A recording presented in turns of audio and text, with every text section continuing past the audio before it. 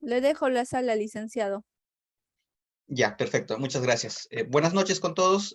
Voy a pasar a presentar las diapositivas.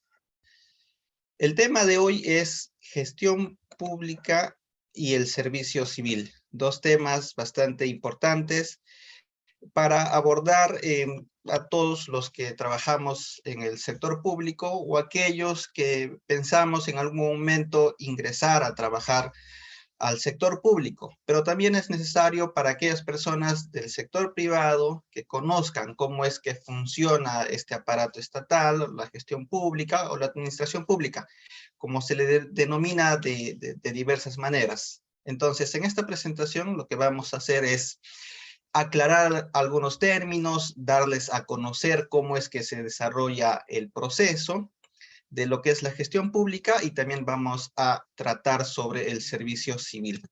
El contenido de la presentación es el siguiente.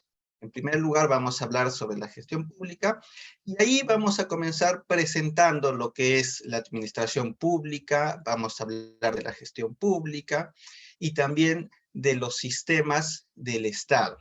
Como segundo punto, vamos a tratar cómo es que se organiza el Estado. Vamos a ver su estructura, vamos a hablar un poco de lo que es la actividad pública y también vamos a ver su organización. Y vamos a finalizar con el servicio civil, lo que es el sistema administrativo de gestión de recursos humanos, o más comúnmente que lo llaman o lo conocen como servir.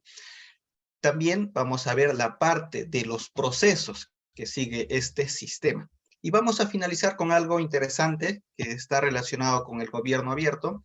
Lo que vamos a dejarles es una herramienta para que ustedes puedan consultar todo lo relacionado al sistema de servicio civil, pero vinculado con las autoridades públicas, con los funcionarios públicos, que en algún momento tal vez han tenido alguna sanción, estando también en cambios próximos a un cambio de gestión en los gobiernos regionales y en los gobiernos locales, va a ser un instrumento que nos va a ser útil para que nosotros desde nuestra posición como ciudadanos podamos ejercer un control sobre cómo se desarrolla este proceso.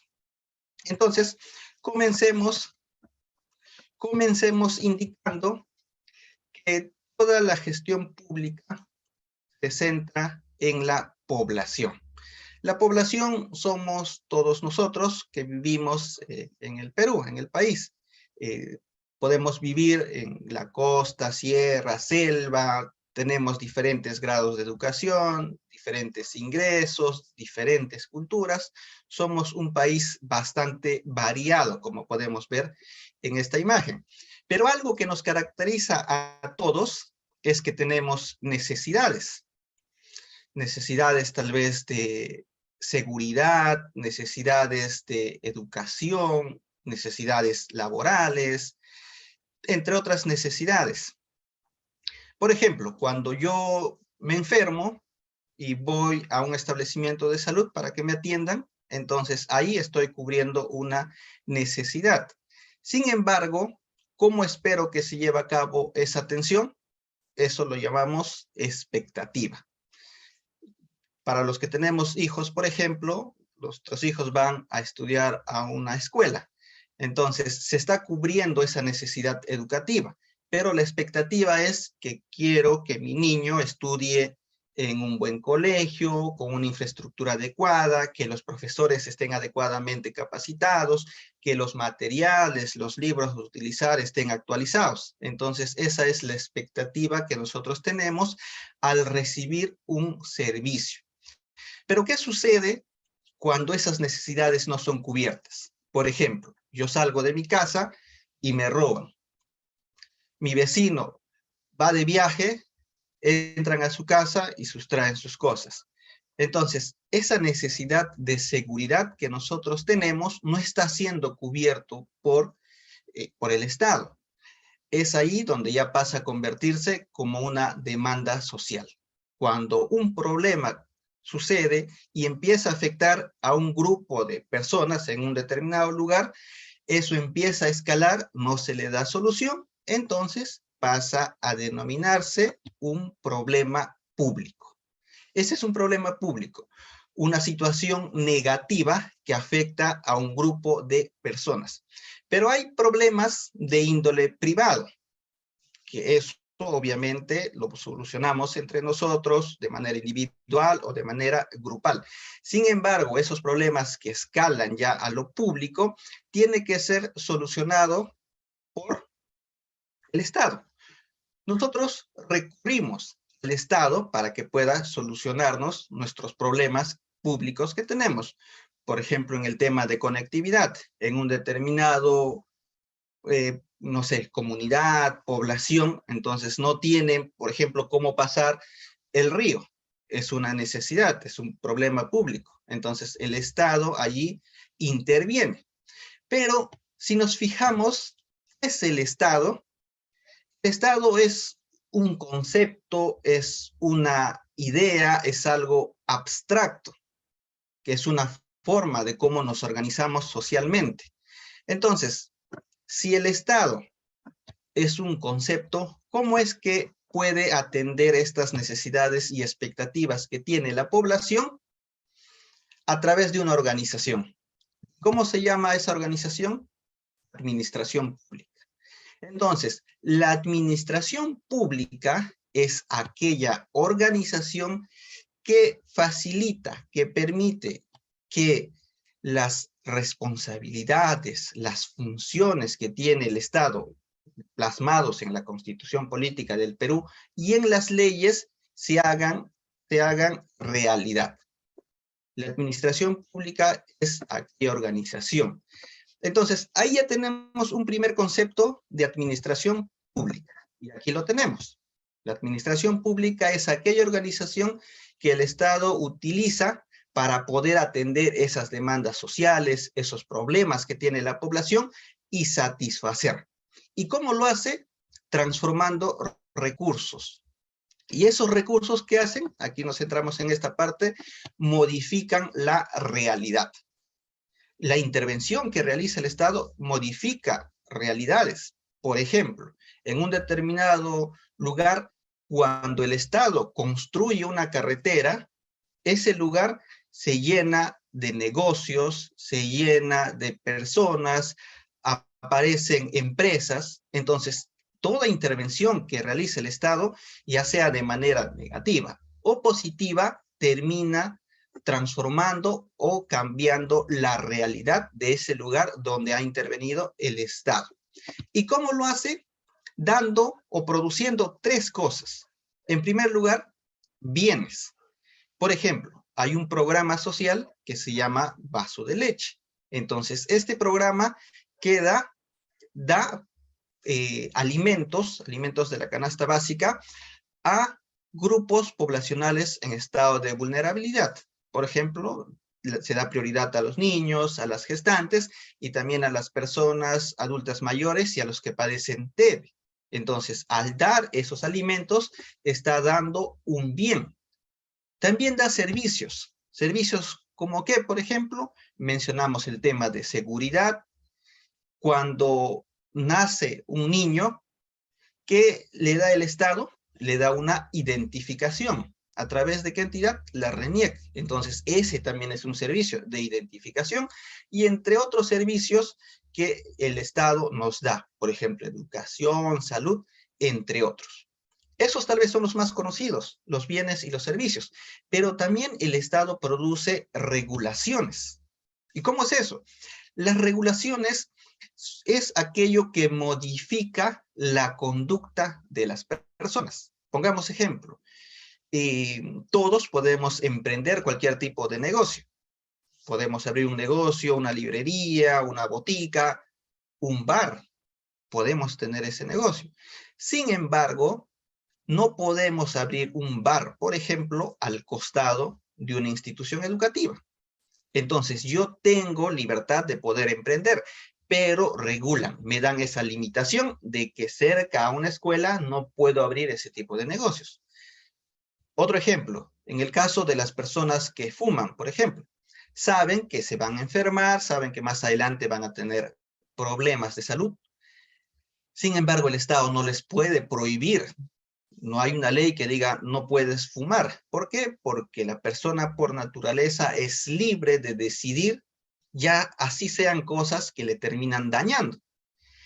Pero una persona no puede, debido a su conducta, terminar perjudicando, afectando a otras personas. Es por eso que hay una ley que dice que no se puede fumar en lugares públicos. Entonces, esas regulaciones que da el Estado modifica, cambia las conductas de las personas.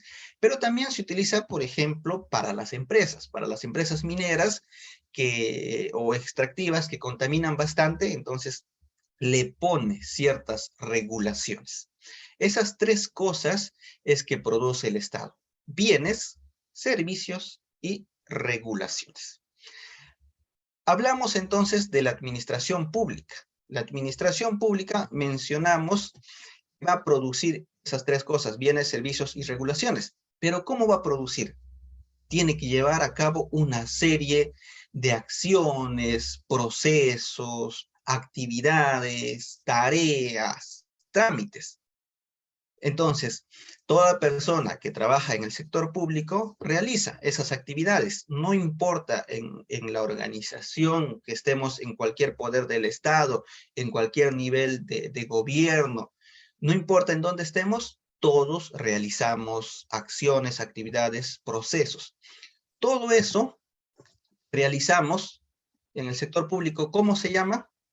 Gestión pública. Entonces ya tenemos una definición de esos dos términos. Primero hablamos lo que es la administración pública, ahora estamos hablando de lo que es la gestión pública.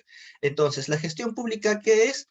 Todas esas actividades, procesos, tareas, acciones que se realiza dentro de la administración pública. Ahora, si es el conjunto de todas esas actividades que se realiza, ¿cómo es que lo podemos organizar?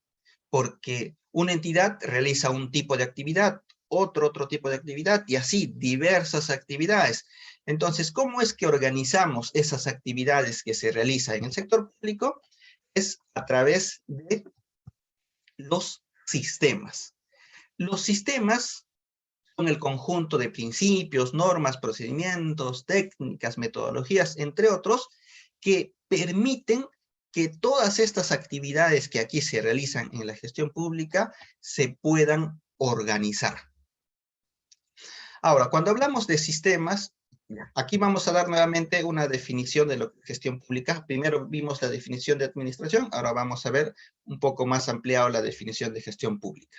Nos dice que es el conjunto de procesos y actividades que realizamos los que trabajamos en el sector público, ya seamos servidores y también los que son elegidos por voto popular. En este caso hablamos de funcionarios que obviamente tienen que administrar recursos públicos.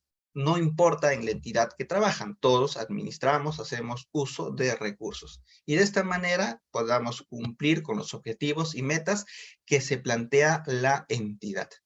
Nuevamente retomamos, hablamos que los sistemas permiten organizar las actividades que se realizan en el sector público. Y tenemos dos tipos de sistemas. Por un lado, los sistemas funcionales, y por el otro lado, los sistemas administrativos. Estos sistemas funcionales y estos sistemas administrativos dividen, agrupan las actividades que realizamos en el sector público. ¿Y cómo se crean estos sistemas funcionales? A ver, comencemos con los sistemas funcionales. Se crean por ley a propuesta del Poder Ejecutivo. Por ejemplo, ahí tenemos el Sistema Nacional de Salud, el sistema deportivo y otros sistemas más que más adelante vamos a detallar algunos con ejemplos, vamos a verlo. Entonces, los sistemas funcionales se crean por ley, pero quien propone es el Poder Ejecutivo. Por el otro lado, los sistemas administrativos se crean en la ley orgánica del Poder Ejecutivo. Entonces, aquí vamos a ver, por ejemplo, esta es la ley orgánica del Poder Ejecutivo. Aquí podemos ver, ley orgánica. En el artículo, vamos a bajar un poco, en el artículo, a ver, 43, aquí, nos habla de los sistemas. Y aquí hace una diferenciación, sistemas funcionales y sistemas administrativos. Y si nos vamos a los sistemas administrativos, ya lo plasma, ya nos dice que son 11 sistemas administrativos. Entonces, estos sistemas administrativos, más adelante vamos a dar un resumen general de cada uno de ellos, son creados en la LOPE, en la Ley Orgánica del Poder Ejecutivo, pero también tienen su propia ley. Seguimos entonces. ¿Cuál es la finalidad de estos sistemas funcionales? Es asegurar que se cumplan las políticas públicas. Cuando hablamos de políticas públicas, nos estamos refiriendo de aquellas decisiones que se toman, pero buscando el beneficio de las personas. Es hacia las personas.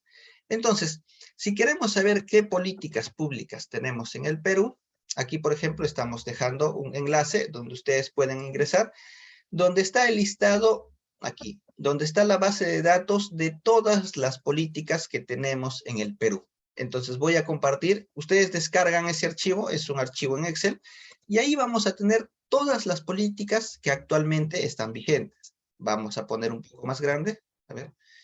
Aquí tenemos, por ejemplo, una política nacional contra las drogas al 2030, política nacional, a ver, volvamos, política nacional de integridad y lucha contra la corrupción.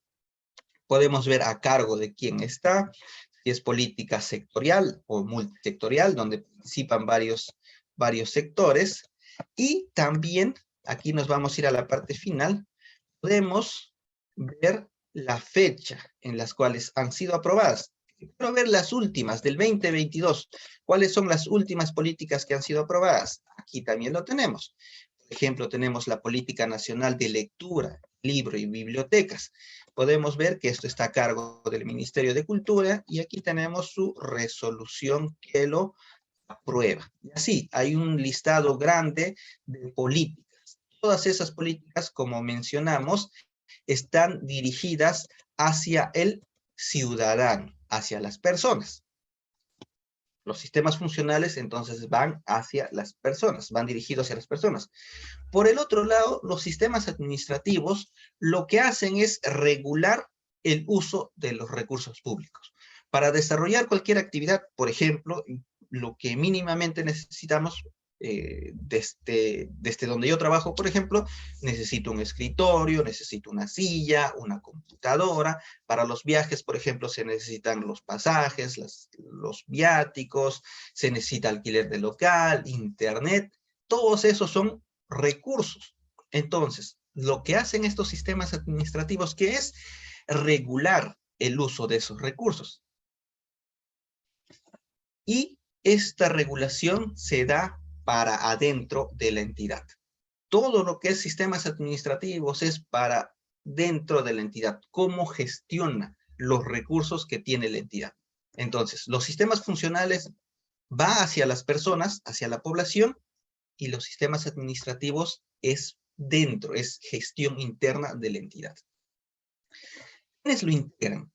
Los sistemas funcionales integran las entidades públicas que conforman las organizaciones, tanto públicas, pero también pueden formar parte de ellos organizaciones de la sociedad civil, los ciudadanos, empresas y también la academia. ¿Por qué? Porque este sistema funcional, al estar dirigido hacia la población, también en la decisión o en la creación de políticas participa la sociedad civil, participan las empresas. Es por eso que estos sistemas funcionales son también integrados por la sociedad civil. Pero los sistemas administrativos incluyen solamente a las entidades públicas y de manera transversal. Por ejemplo, si hablamos del tema de recursos humanos, todas las entidades del sector público tienen una oficina una oficina de recursos humanos. Ahora, si hablamos, por ejemplo, de presupuesto, todas las entidades, no importa si pertenece a un ministerio o si pertenece a un municipio o al gobierno regional, todas tienen su oficina de presupuesto. Entonces, los sistemas administrativos son transversales a todas las entidades. En cambio, estos sistemas funcionales va a depender qué cosa dice en su ley, quiénes integran ese sistema. Ahora nos vamos a la parte de la rectoría. En los sistemas funcionales existen varios rectores. Por ejemplo, si hablamos de lo que es el Sistema Nacional de Salud.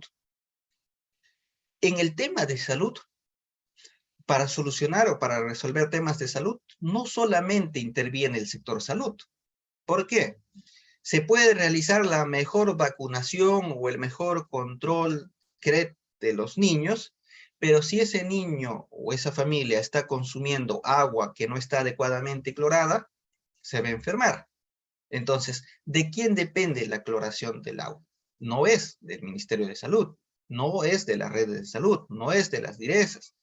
Entonces, participa otro sector. En este caso podríamos hablar, por ejemplo, de vivienda. De igual manera, un niño, para que pueda crearse hábitos adecuados, ¿dónde pasa buena parte de su vida ese niño? En las escuelas, desde el nivel inicial, primaria y secundaria, está en una institución educativa. Entonces, ahí también se forman los hábitos de salud, hábitos alimentarios. Entonces, el Sistema Nacional de Salud el rector es el Ministerio de Salud. Sin embargo, también participan otros sectores y otros niveles de gobierno, y cada uno tiene su autonomía. Es por eso que dice acá, coexisten. O sea, hay varios entes rectores. Entonces, lo que hay básicamente se hace es coordinar. Por el contrario, en los sistemas administrativos hay un solo ente rector que decide, que define cómo se va a llevar a cabo este sistema. Por ejemplo, si hablamos del Sistema Nacional de Control, ¿a quién tenemos como ente rector? A la Contraloría. Y lo que dice la Contraloría es de aplicación para todas las entidades. Lo mismo, por ejemplo, con CEPLAN. CEPLAN, ¿qué te dice? Se tiene que trabajar un plan operativo institucional. Y todas las entidades del sector público tienen que trabajar un plan operativo institucional. Entonces, aquí la rectoría de este sistema administrativo es de uno solo. Ahora vamos a ver los ejemplos de sistemas funcionales. A ver, una pregunta. Tenemos en el Perú un sistema electoral, así de manera rapidita. ¿Quiénes conforman el sistema electoral? Ahora vamos a tener, pronto estamos a puertas de tener elecciones. ¿Quiénes conforman el sistema electoral peruano? Son 3 entidades. Posiblemente algunos de ustedes está recordando alguna de esas. Pero, a ver, uno de ellos, el Jurado Nacional de Elecciones, es una de las entidades que conforma el sistema electoral. ¿Qué otra entidad conforma el sistema electoral? Muy bien, ahí dieron una respuesta, RENIEC. Ya, listo, muy bien. Aquí están las 3 entidades, el Jurado Nacional de Elecciones, OMPE y RENIEC. Entonces, este es un sistema funcional conformado por 3 entidades. Ahora, vamos a pasar al siguiente. El sistema de justicia. Bueno, no lo hice así de manera separada, pero nuestro sistema de justicia peruano está conformado por el Poder Judicial, Ministerio Público, Academia de la Magistratura, Tribunal Constitucional y Junta Nacional de Justicia. Entonces, este es otro sistema funcional. Uno más. Tenemos el Sistema Nacional de Innovación Agraria. ¿Quiénes lo conforman? El Ministerio de Agricultura y Riego, en este caso ahora se llama Ministerio de Desarrollo Agrario, el Ministerio de Educación, Instituto Nacional de Innovación Agraria, Servicio Nacional de Sanidad Agraria, gobiernos regionales y también las universidades. Entonces, mencionamos aquí de que coexisten rectorías. No hay uno solo que determina cómo se va a llevar a cabo el Sistema Nacional de Innovación Agraria. Hay varios entes rectores. Por ejemplo, las universidades son completamente autónomas, pero tienen que realizar coordinación con las otras entidades públicas. Los gobiernos regionales, de igual manera, Aquí tenemos también al Ministerio de Educación, al Ministerio de Desarrollo Agrario. Entonces, vemos que en los sistemas funcionales existen diversas entidades que tienen rectoría, pero que coexisten. En los casos anteriores también, cada uno es autónomo, a diferencia de los sistemas administrativos. Y vamos a finalizar con algunos ejemplos más. Tenemos aquí el Sistema Nacional de Carreteras, ¿a cargo de quién está? MTC. El Sistema de Vigilancia Epidemiológica en Salud Pública, el MINSA. Sistema Nacional de Registros Públicos, ¿a cargo de quién está? SUNAR. Aquí estamos mencionando a los entes rectores, sin embargo, dentro están más entidades. El Sistema de Inspección del Trabajo, en este caso, quien lo rige es SUNAFIL, y también hay sistemas que están limitados a un ámbito territorial, como el Sistema de Transporte Urbano de Lima y Callao, es solamente para Lima y para Callao. En este caso es la ATU. Estos son ejemplos de sistemas funcionales. Ahora vamos a ver los sistemas administrativos. Punto antes de pasar. ¿Se pueden crear nuevos sistemas funcionales? Sí, por ley se puede crear nuevos sistemas funcionales. Por ejemplo, este último es de reciente creación. En cambio, los sistemas administrativos ya existen. Tenemos 11. No se pueden crear más. Se tendría que modificar la ley orgánica del Poder Ejecutivo. Tenemos 11 sistemas. Vamos a dar un resumen general. En primer lugar, tenemos la gestión de recursos humanos. ¿Quién lo conduce? El SERVIR. Todo lo que es recursos humanos es regido por el SERVIR. Es por eso que mencionamos. SERVIR saca las disposiciones y se aplica para todo el sector público. Por ejemplo, hay un término, el perfil de puesto. ¿Qué características debe tener un profesional para ejercer cierto cargo? SERVIR saca esa disposición y todas las entidades tienen que adecuar su perfil de puesto. El siguiente, abastecimiento. Este sistema, su ente rector, esta Dirección General de Abastecimiento, podríamos decir que es el de más reciente creación. Anteriormente, el de abastecimiento se consideraba que era el OCE. Sin embargo, no, o sea, el OCE es un organismo supervisor. Su ente rector es la Dirección General de Abastecimiento. Todo lo que es la adquisición de bienes y servicios, desde la programación de las necesidades que se tenga hasta la disposición final, una vez que ese bien ya se dé de baja, es regido por este sistema de abastecimiento. Presupuesto público, es el más conocido de todos los sistemas. ¿Quién es su ente rector? La Dirección General de Presupuesto Público. Luego, tesorería. Por ejemplo, este sistema de tesorería ve lo que es el endeudamiento. Y en el COVID ha tenido bastante relevancia este sistema. ¿Por qué nos hemos endeudado? Entonces, ¿quién ha participado ahí? Este sistema de tesorería. Luego tenemos también endeudamiento público. Van juntos. Tesorería va a hacer una proyección de los pagos que se va a realizar. Y el endeudamiento público es los endeudamientos que realiza el gobierno nacional, pero también puede realizar los gobiernos regionales previa autorización de este ente rector. Luego tenemos la contabilidad, el Sistema Nacional de Contabilidad. Ahí se registran todos los hechos contables, financieros que se realizan en las entidades públicas. Es regido por este Sistema Nacional de Contabilidad. Y ahí, por ejemplo, tenemos la contabilidad de todas las entidades. Todas las entidades tienen su oficina de contabilidad. Algunas de ellas están dentro de la oficina de administración, pero todas tienen su oficina de contabilidad. Luego tenemos inversión pública. Este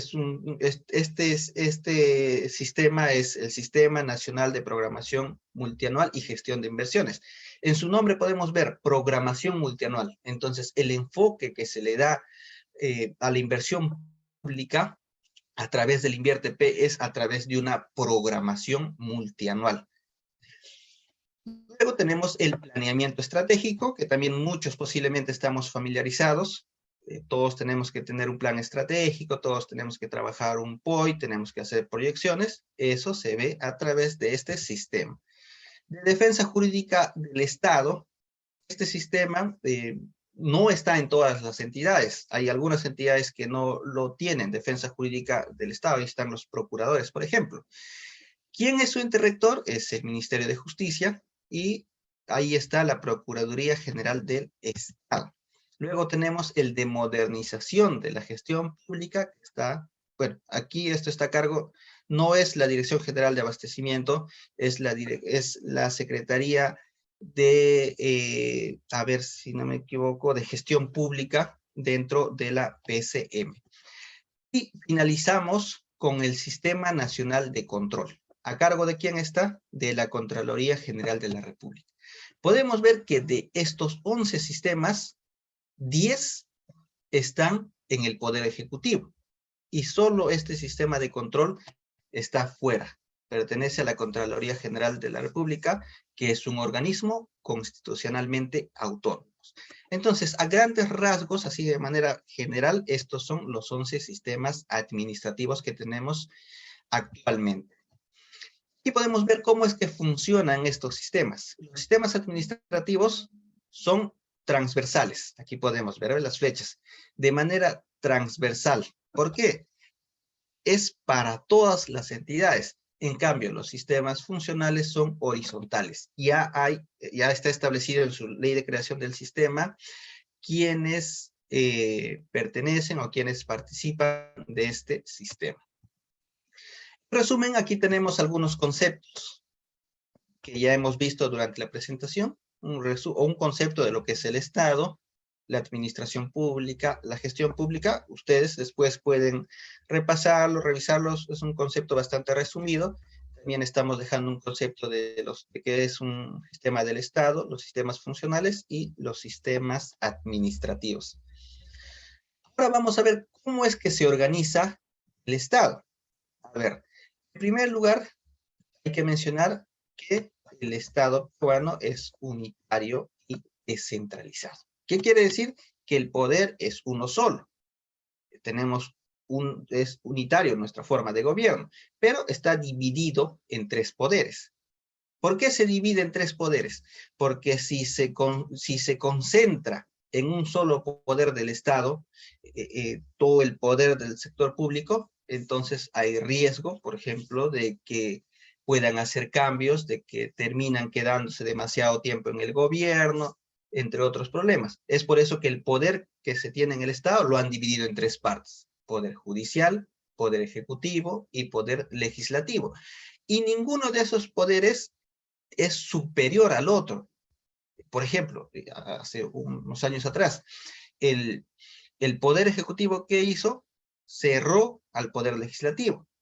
Pero el Poder Legislativo también puede, en este caso, vacar al presidente. Sí puede, entre ambos. O sea, no es que uno tenga más poder que el otro, hay un equilibrio entre estos poderes. Igual, el Poder Judicial. Entonces vemos que es un solo gobierno, es unitario, pero hay ese contrapeso entre los 3 poderes que tenemos. Pero también somos descentralizados. ¿Y por qué descentralizados?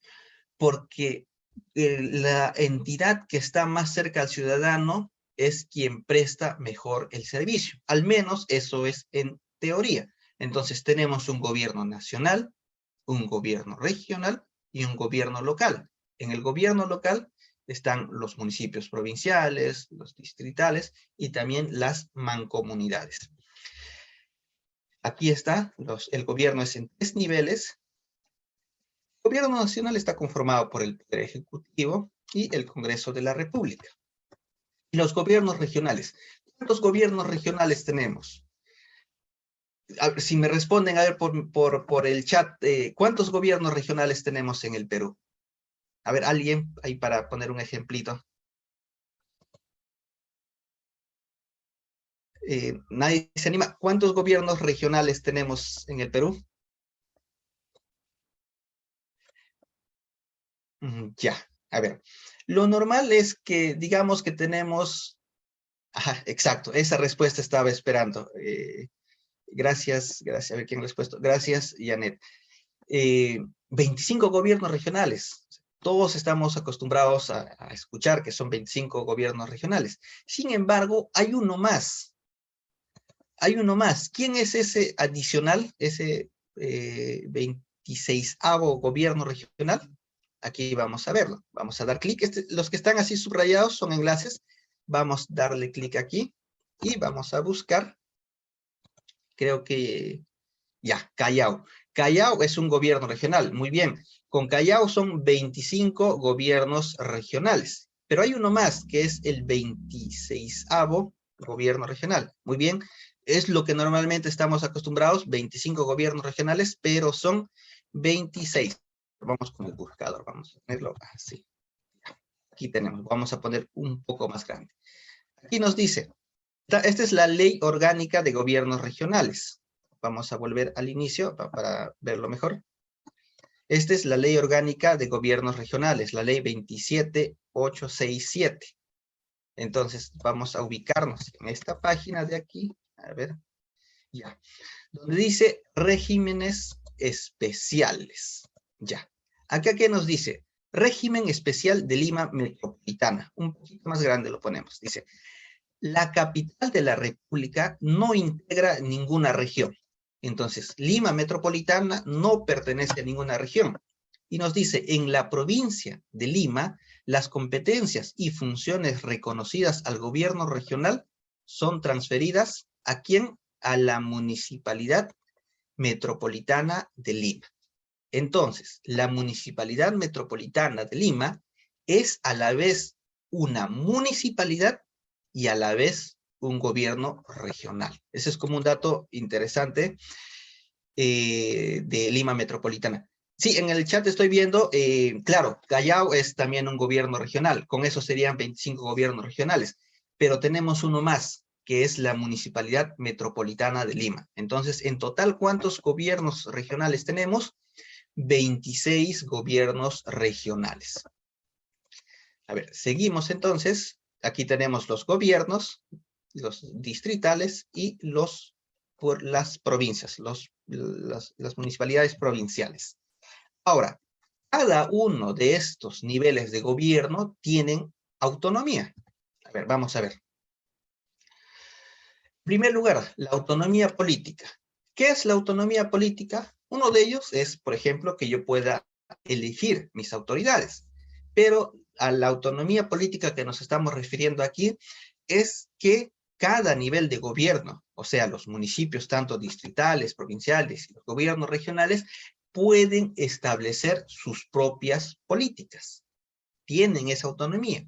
Es por eso que cuando ingresa un gobernador regional de un determinado partido, va a optar por un tipo de política. Y si ingresa otro, por otro tipo de tendencia política. Tienen autonomía de decidir cómo va a ser, decidir las políticas que le van a ser aplicables para su provincia, su distrito o su región. También tienen autonomía económica. ¿Qué es eso? Que pueden recaudar sus propios recursos. Eso lo podemos ver, por ejemplo, en los municipios. Tengo un carro, un vehículo, pago un impuesto vehicular. Tengo una casa, pago impuesto predial. Entonces, esa autonomía económica hace referencia a que pueden ellos recaudar sus ingresos. Y la otra autonomía es la administrativa. Quiere decir que cada gobierno regional decide a quién nombra como gerente de desarrollo social, a quién nombra como director de agricultura, o al director regional de salud, o en sus unidades ejecutoras, en las unidades de gestión de educación, las SUGELES, por ejemplo, o en los municipios. Tienen esa autonomía administrativa, o sea, ellos gestionan sus recursos, o sea, recursos humanos, recursos presupuestales, entre otros, tienen autonomía. O sea, no puede ir, por ejemplo, el Ministerio de Salud y a la direza decirle, ¿sabes qué? Nombra a tal persona como director del hospital. No, tienen esa autonomía de organizarse internamente. Pero esa autonomía será absoluta. No, la autonomía que tienen estos gobiernos locales, regionales, no es absoluto, es solo en asuntos de su competencia. ¿Y dónde está establecido eso? En dos leyes. La ley orgánica de los gobiernos regionales, para los gobiernos regionales, y la Ley Orgánica de Municipalidades en el caso de los municipios. Ahí está establecido cuáles son los asuntos de su competencia. Y recuerden esa partecita, más adelante vamos a ver un caso anecdótico sobre esos asuntos que son de su competencia. Ya, ahora vamos a ver cómo se desarrollan las actividades en la gestión pública. Se desarrollan de tres maneras. Aquí vamos a poner ese ejemplo que les mencioné. Uno de ellos es de manera centralizada. En este gráfico podemos ver, aquí está este puntito amarillo. Entonces, todas las decisiones se toman y emanan desde un único centro. ¿Cómo qué, por ejemplo? ¿Este logo de qué es? De la Policía Nacional del Perú. Entonces, ahí les voy a hacer una pregunta. Vimos que los gobiernos regionales y los gobiernos locales tienen autonomía.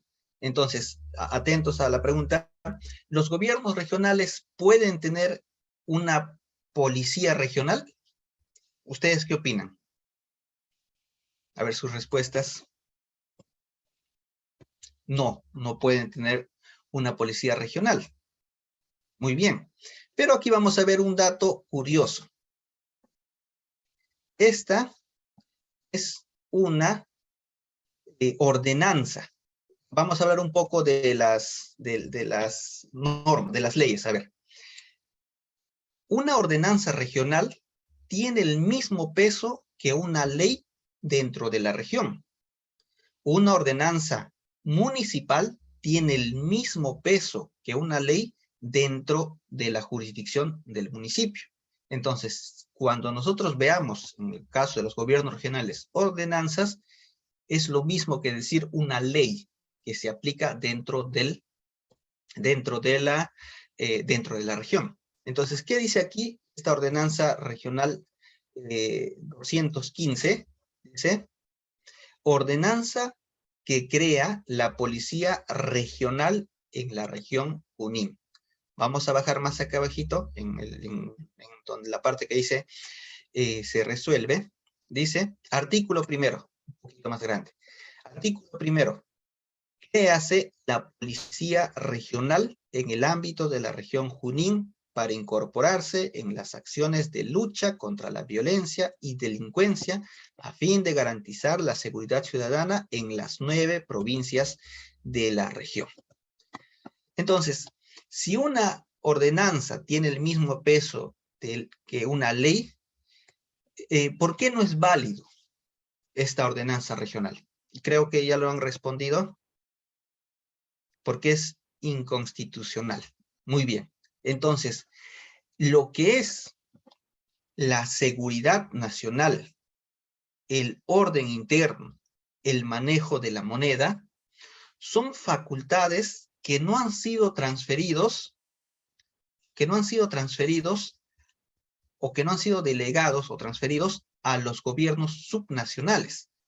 Por ejemplo, en defensa, tenemos un solo ejército del Perú, que defiende, por así decirlo, por usar ese término, de agresiones externas, podríamos decir, pero no es que cada municipio o que cada provincia puede tener su ejército. ¿Por qué? Porque eso es una facultad que no ha sido delegada a los gobiernos regionales y solo pertenece al gobierno nacional. Entonces, esta ordenanza que ha salido no es constitucional. Se puede buscar lo mejor para la población, porque aquí está bien, o sea, se está buscando la lucha contra la violencia, y Junín posiblemente también es uno de los lugares donde haya bastante delincuencia. El fin, lo que se busca puede ser muy bueno, pero nosotros en el sector público actuamos solo en lo que nos corresponde. Entonces, eso es un dato curioso. Ha habido un gobernador regional que en algún momento quiso crear una policía regional. Eso queda para la historia, ¿no? Como un dato anecdótico. Entonces, esta actividad centralizada, por ejemplo, en el tema de la Policía Nacional del Perú, se emana el poder, las decisiones salen solo del nivel central, del gobierno nacional. Más, el Banco Central de Reservas, el BCR, El BCR, su principal función está en el tema de la moneda, en el tema de la inflación. Entonces, está centralizado. Las decisiones no se toman en los gobiernos regionales y menos en las municipalidades. Todas esas decisiones se toman a nivel del Banco Central de Reservas del Perú. Por eso es un organismo constitucionalmente autónomo. Ahí no puede intervenir el Poder Ejecutivo, como en el tiempo, por ejemplo, de hace muchos años atrás de Alan, ¿no? Donde sí el gobierno, claro, el gobierno, el Poder Ejecutivo podía tener cierta interferencia. Ahora no, son autónomos, y se acordarán, previo al ingreso del actual presidente, había ese temor de que va a cambiar al presidente del BCR, entonces se acordarán. ¿Por qué? Porque esta entidad define lo que es el tema de la moneda, del tema de la inflación, que lamentablemente, bueno, está incrementándose un poco y todos somos testigos que los precios se están elevando. Pero dejemos eso de lado. También la presidencia de la República.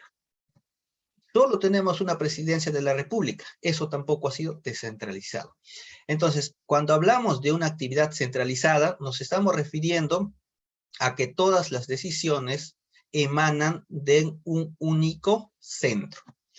Otra forma de realizar la actividad estatal es la desconcentrada.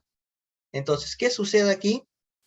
Se delega el poder de decisión a otro órgano que pertenece a la entidad, pero no tiene una autonomía completa. Pertenece, aquí podemos ver puntitos amarillos. Entonces, se delega, se da esa titularidad en la toma de decisiones, pero no es completamente autónomo porque dentro de su organización jerárquicamente depende, sigue dependiendo de un poder central. Como que, por ejemplo, el Banco de la Nación. En todo el Perú tenemos Banco de la Nación. Entonces, en el Banco de la Nación, en ese determinado lugar, por ejemplo, no sé, pongamos en Tacna, en Tumbes, en sus distritos, hay bancos de la Nación. Y ahí se toman decisiones. Tú puedes sacar un préstamo. Entonces, tú quieres sacar un préstamo, por ejemplo, y la autorización no viene hasta Lima, al Banco de la Nación Central, y ahí se da la autorización. No, o sea, ese Banco de la Nación de ese lugar tiene autonomía en ciertas cosas. No es que tenga autonomía completa, pero sí tiene autonomía en algunos aspectos. Por ejemplo, en el Banco de la Nación podemos hablar en caso de préstamos, ¿no? Otro más, la Autoridad Nacional del Agua. Hay una Autoridad Nacional del Agua en Lima, que es la sede central, pero también tiene autoridades, a ver, lo llaman las autoridades administrativas del agua, si no me equivoco, que están por cuencas, creo que se organizan, y también a nivel distrital están las administraciones locales del agua.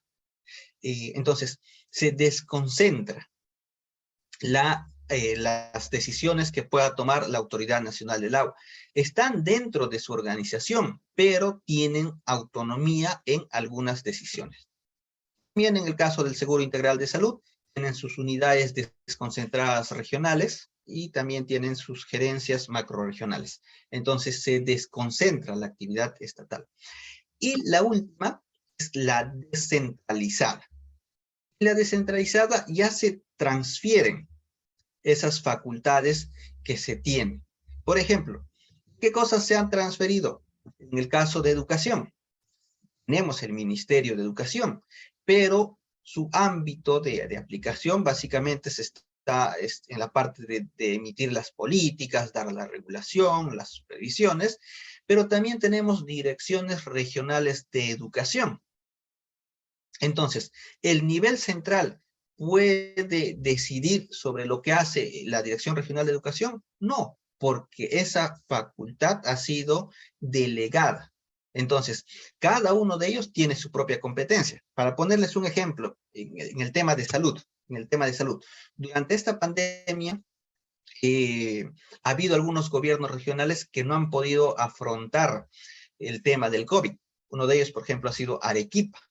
Entonces, salió un decreto supremo autorizando al Ministerio de Salud intervenir en la Dirección de Salud de Arequipa. Entonces fue un equipo, uno que veía la parte de presupuesto, de recursos humanos, de logística, a ayudar.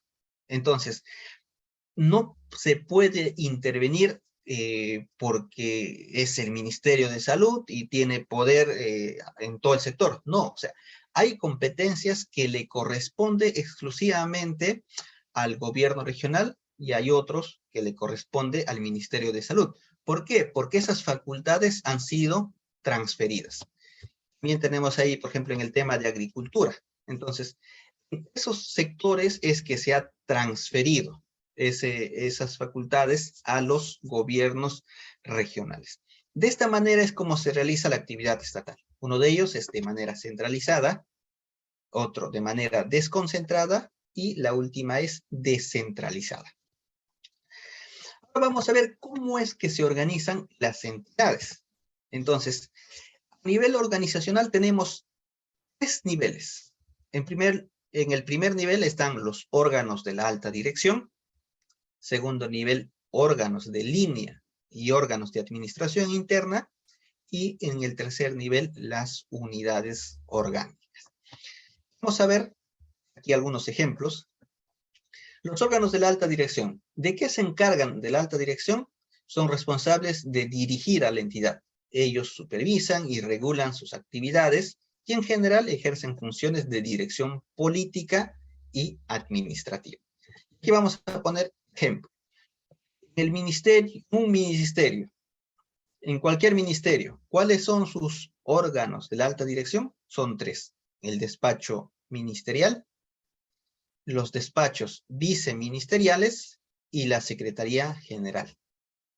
De esta manera se conforma la alta dirección de los ministerios. ¿Cómo serán los gobiernos regionales? La alta dirección del gobierno regional está conformado por el Consejo Regional, el despacho de la Gobernación Regional y la Gerencia General Regional. Entonces, para aquellos que estamos trabajando en un gobierno regional, de esta manera es como se organiza la alta dirección. Si trabajo en un gobierno local, ¿cómo se organiza?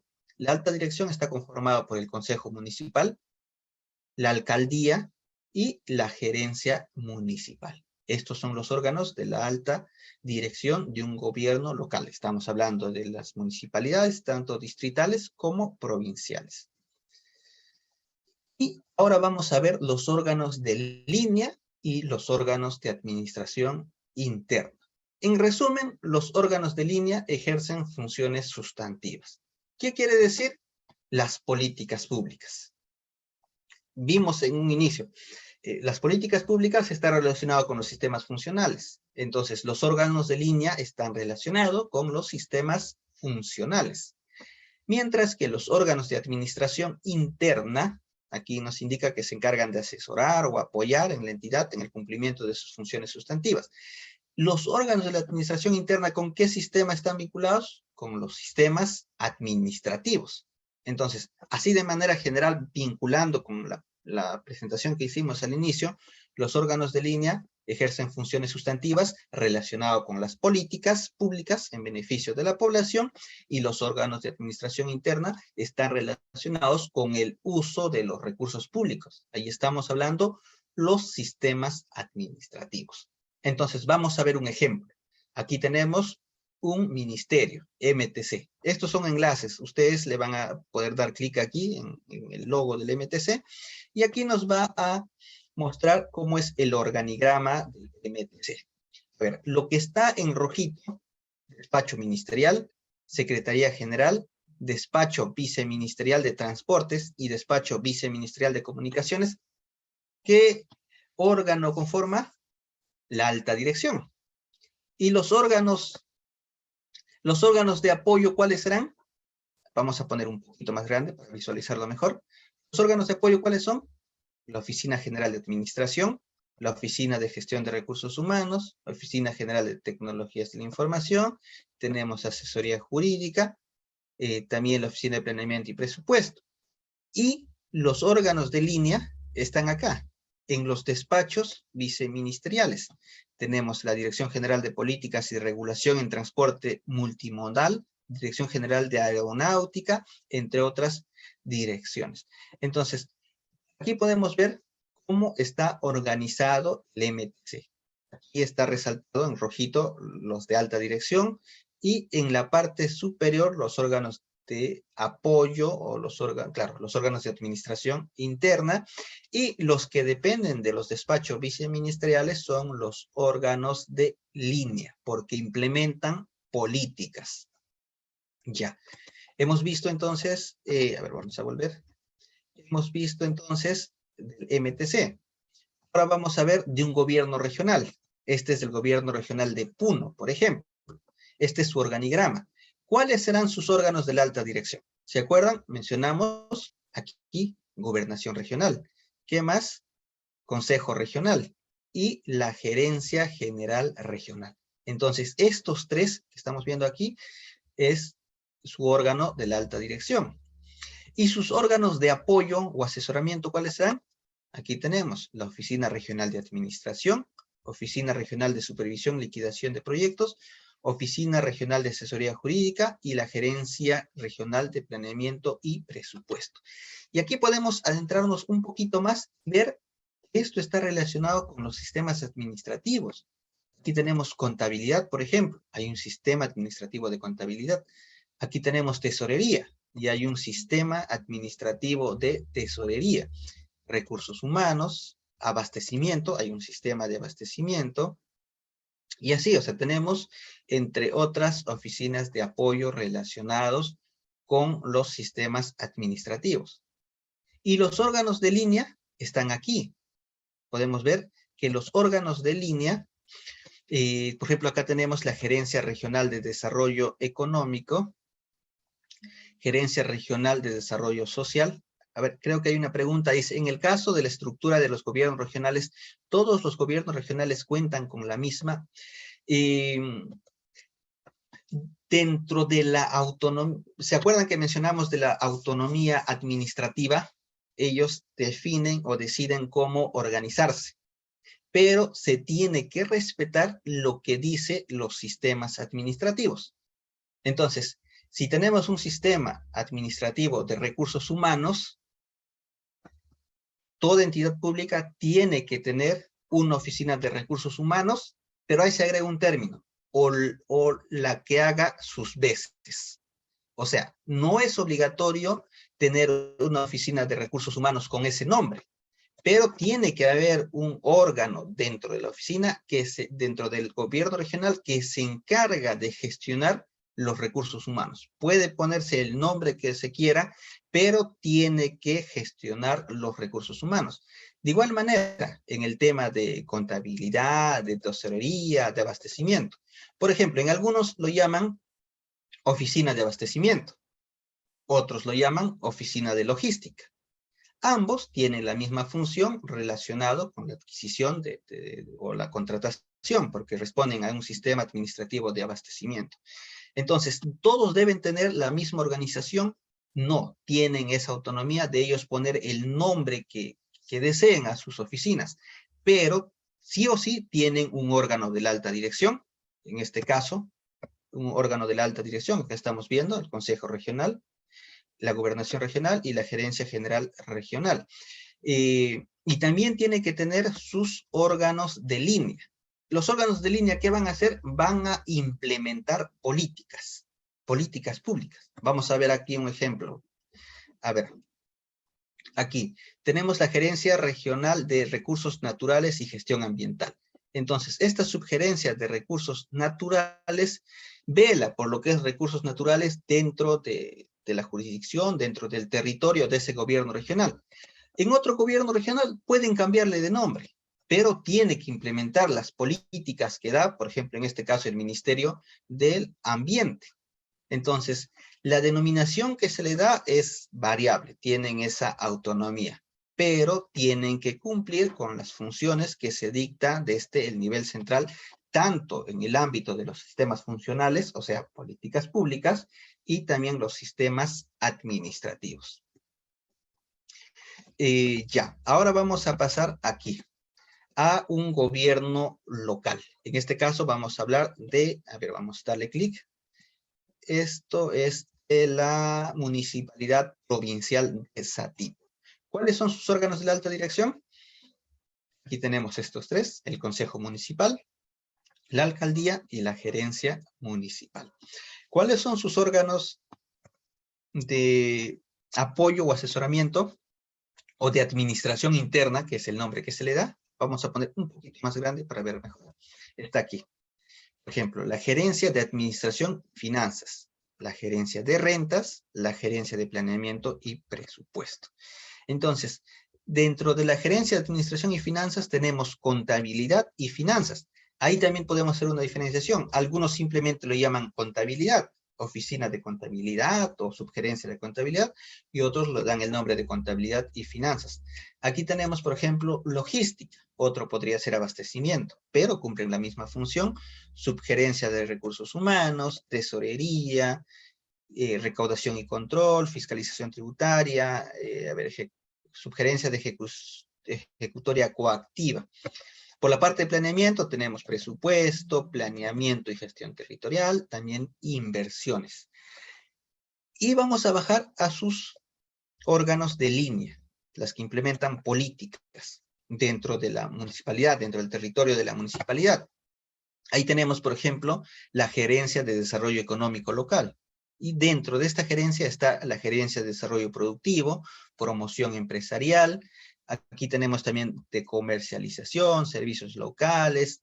Tenemos varios órganos de línea y unidades orgánicas. Estos implementan los sistemas funcionales, las políticas públicas. Entonces, de esta manera es como se organizan los niveles de organización que tenemos en el gobierno nacional, en este caso los ministerios, el gobierno regional y los municipios. Y todos los demás siguen esa misma lógica. Por ejemplo, si es que ingresamos cómo se organiza un programa social, sigue la misma lógica. Tiene una alta dirección, tiene sus órganos de apoyo y asesoramiento, y también tiene sus órganos de línea. Seguimos. Ahora vamos a hablar pasamos al tercer tema, que es el servicio civil. ¿Por qué es importante el servicio civil? Porque finalmente quienes van a llevar a cabo las políticas públicas, quienes van a cumplir con los sistemas administrativos, quienes van a formar parte de la organización, van a hacer esa distribución, van a hacer esa planificación, van a hacer uso de los recursos, ¿quiénes son? Las personas.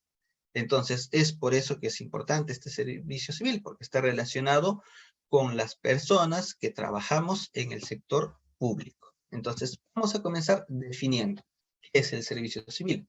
El servicio civil es un conjunto de reglas y normas. Estas reglas y normas van a regir todo lo que es la gestión de recursos humanos en el Estado. ¿Esto qué significa? Que este servicio civil es transversal a todo el sector público, porque todos tienen recursos humanos. Ahora, estas reglas se van a agrupar en un sistema ordenado y coherente.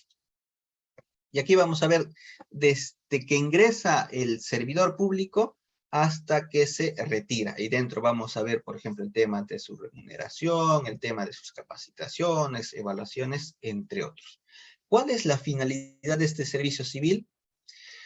Es que haya una armonía o un equilibrio entre los intereses de la sociedad por un lado y los derechos de los servidores.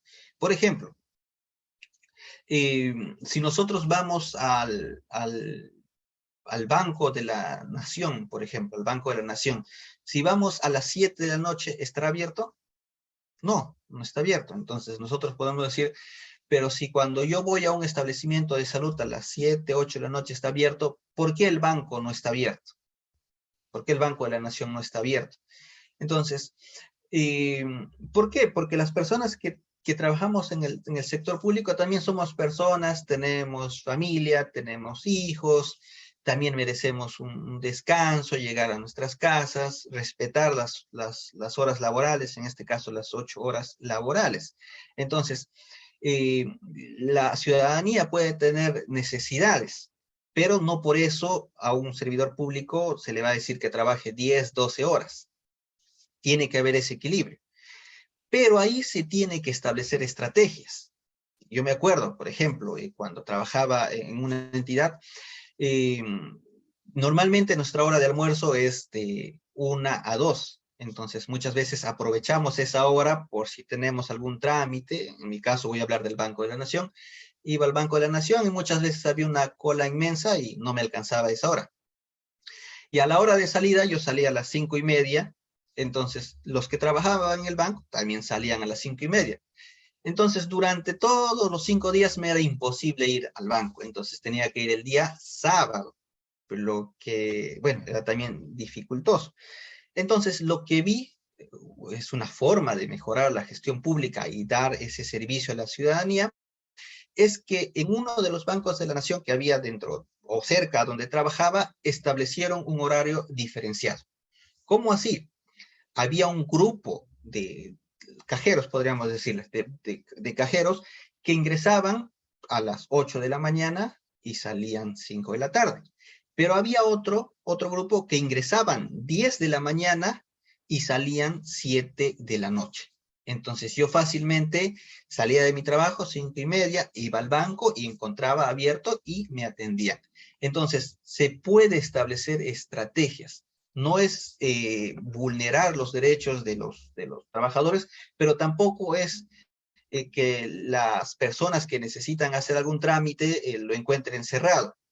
Si se logra establecer esas estrategias que depende de cada entidad, se puede mejorar. Entonces, para mí, esa gestión que realizó el Banco de la Nación, en el lugar donde estaba trabajando, me pareció muy bueno, me ayudó bastante en los trámites que podía realizar. Entonces, esa es la finalidad del servicio civil, ese equilibrio entre los intereses de la sociedad y los derechos que tienen los servidores que trabajan en el Estado.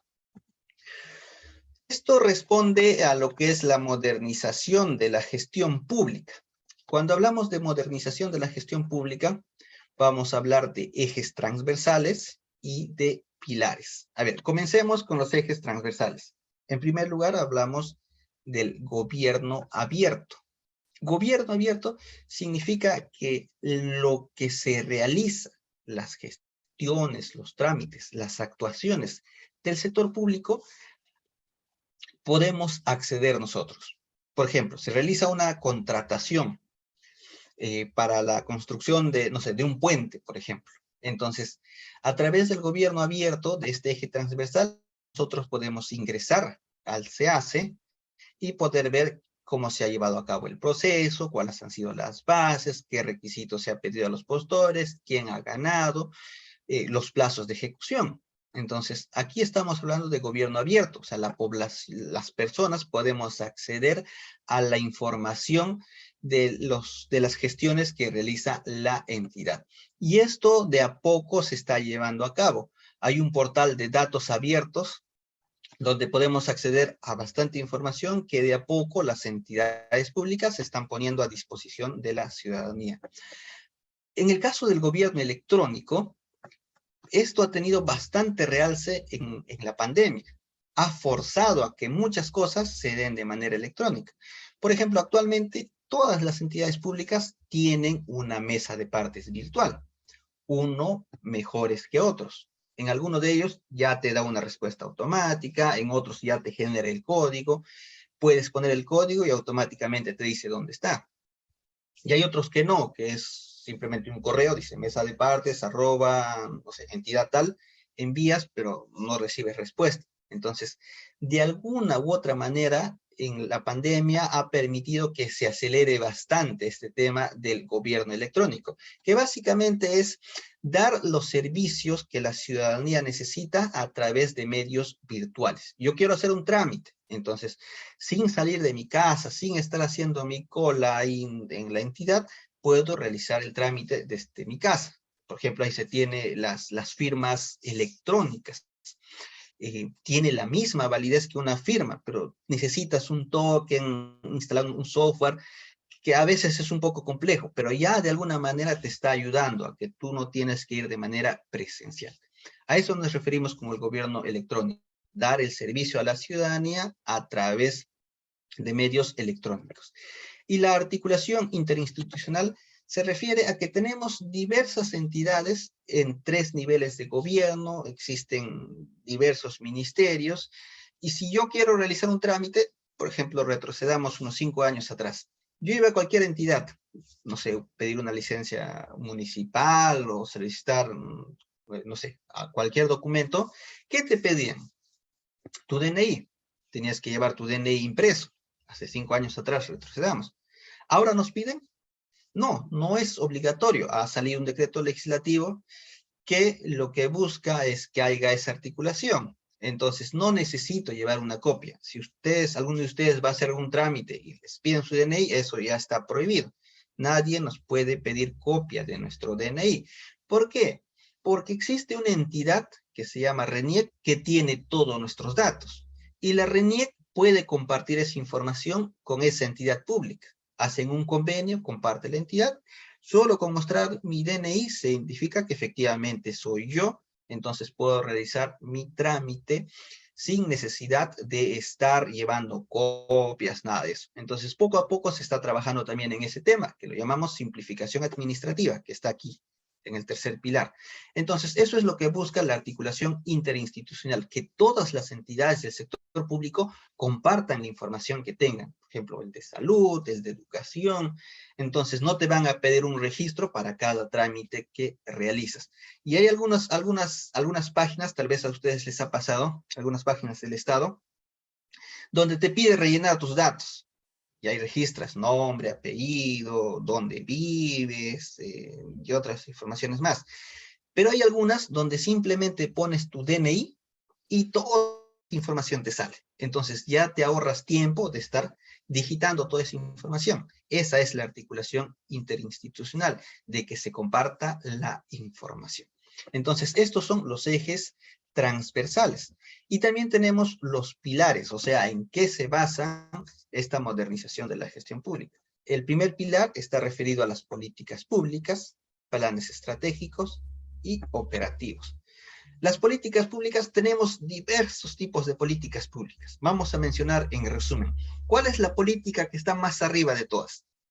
Son las políticas de Estado. ¿Cuántas políticas de Estado tenemos? 35 políticas de Estado.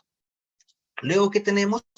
Las políticas nacionales. Y dentro de las políticas nacionales están las sectoriales y las multisectoriales.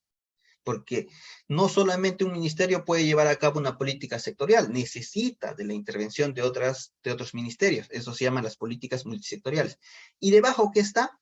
La política general de gobierno. O sea, cada presidente que ingresa tiene que definir cuáles van a ser sus ejes de intervención. ¿Tenemos actualmente una política general de gobierno? Sí, tenemos, al 2026. Y luego tenemos más abajo otro tipo de políticas. ¿Qué son esas? Las políticas institucionales. Cada entidad decide cuáles van a ser las políticas que va a adoptar. Y también tenemos políticas territoriales. Como mencionamos, los gobiernos regionales y los gobiernos locales tienen autonomía política. Por lo tanto, hay políticas territoriales. Entonces, de esa manera es que se organizan las políticas públicas. Y para poder implementar esas políticas, ¿qué necesitamos? De planes. Es por eso que el plan que está más arriba es el Plan Estratégico de Desarrollo Nacional. Luego tenemos, tal vez ya estén familiarizados con este término, el Plan Estratégico Sectorial Multianual, conocido como PSEM. Luego tenemos debajo de eso los planes estratégicos institucionales, PI, y a nivel territorial, ¿qué tenemos? Los planes estratégicos de desarrollo regional y también de desarrollo local concertado. Entonces, de esa manera es que se organiza el primer nivel. Las políticas, por un lado, que son las decisiones, y los planes que permite operativizar estas políticas. El segundo pilar es el presupuesto por resultados. El presupuesto por resultados, ¿qué es? Es una forma de gestionar, es una estrategia de gestión. Y esta estrategia de gestión nos permite vincular 3 cosas. El presupuesto por resultados nos permite vincular 3 cosas. En primer lugar, los recursos. Podemos decir recursos presupuestales, recursos que tenga la entidad, recursos humanos, entre otros. Nos permite vincular los recursos, los servicios que se da a la población y los resultados que se obtienen. Y el presupuesto por resultados tiene también sus instrumentos. ¿Y uno de ellos cuál es? Los programas presupuestales. Tal vez hemos escuchado de programas presupuestales, pero en el sector público tenemos muchos programas presupuestales. Ese es uno de sus instrumentos del presupuesto por resultados. El tercer pilar es la gestión por procesos, la simplificación administrativa que mencionamos y la organización. Lo estamos mencionando de manera bastante rápida porque no es el tema en realidad, pero nos permite conocer de manera general cómo es que se lleva a cabo esta modernización de la gestión pública. Y también nos permite vincular con el último tema que estamos tratando, que es del servicio civil. Ese es un cuarto pilar, el servicio civil meritocrático. Y el último pilar es el sistema de información, seguimiento, monitoreo, evaluación y gestión del conocimiento. Esto, por ejemplo, en el contexto de la pandemia también fue bastante necesitado. Se acordarán cuando se empezaron a dar bonos, hubo muchas filtraciones. Personas que necesitaban de ese bono no recibieron. Y personas que no necesitaban, y vi caso, tal vez ustedes también han visto ese caso, personas que no necesitaban, personas que trabajaban hasta en el Estado, que tenían un buen sueldo, recibían sus bonos. Entonces es necesario tener sistemas de información. Dicho eso, vamos a pasar ahora a quienes integran este sistema administrativo de gestión de recursos humanos. Su ente rector, obviamente, es SERVIR, que es la Autoridad Nacional del Servicio Civil. Luego están todas las oficinas de recursos humanos de las entidades. Todas las entidades tienen su oficina de recursos humanos. El nombre que se le dé, hay algunas que se llaman gestión de recursos humanos, otros se llama gestión del talento humano. Todas esas forman parte de este sistema. Luego también tenemos el Tribunal del Servicio Civil. Luego vamos a detallar un poco más sobre este tribunal. Finalmente está la Dirección General de Gestión Fiscal de Recursos Humanos. Esta Dirección General pertenece al MEF, es para un tema presupuestal, para un tema de registro. Por ejemplo, ahí hay un registro, hay una planilla única de todo el sector público. Esta Dirección General ha implementado una planilla única y hay otras iniciativas más que se está implementando. ¿Por qué? Con una planilla única se va a poder conocer cuántos trabajadores existen en el sector público, su remuneración, y de esa manera se puede hacer proyecciones. Estos son entonces los integrantes de este sistema, estos cuatro. Ahora pasamos cómo se clasifican los servidores civiles. En el primer grupo tenemos los funcionarios públicos. Normalmente los funcionarios públicos son elegidos por voto popular. Ahí aquí tenemos a los gobernadores y a los alcaldes. Ellos son funcionarios públicos. Pero también están los que ocupan altos cargos. En este caso, ¿de quién estamos hablando? De los ministros y de los secretarios generales. Luego, el siguiente grupo están los directivos públicos.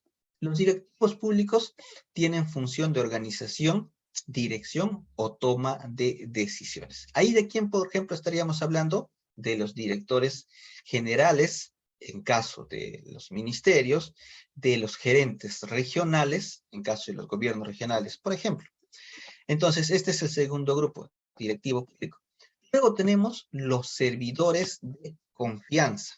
Los servidores de confianza van a estar en el entorno de estos directivos públicos. Posiblemente a ustedes les ha pasado o han visto cuando hay cambio, pongamos, a ver, para los que trabajan en algún ministerio, cuando hay cambio de ministro, normalmente ingresan nuevos viceministros, nuevos directores generales, y ellos traen sus servidores de confianza.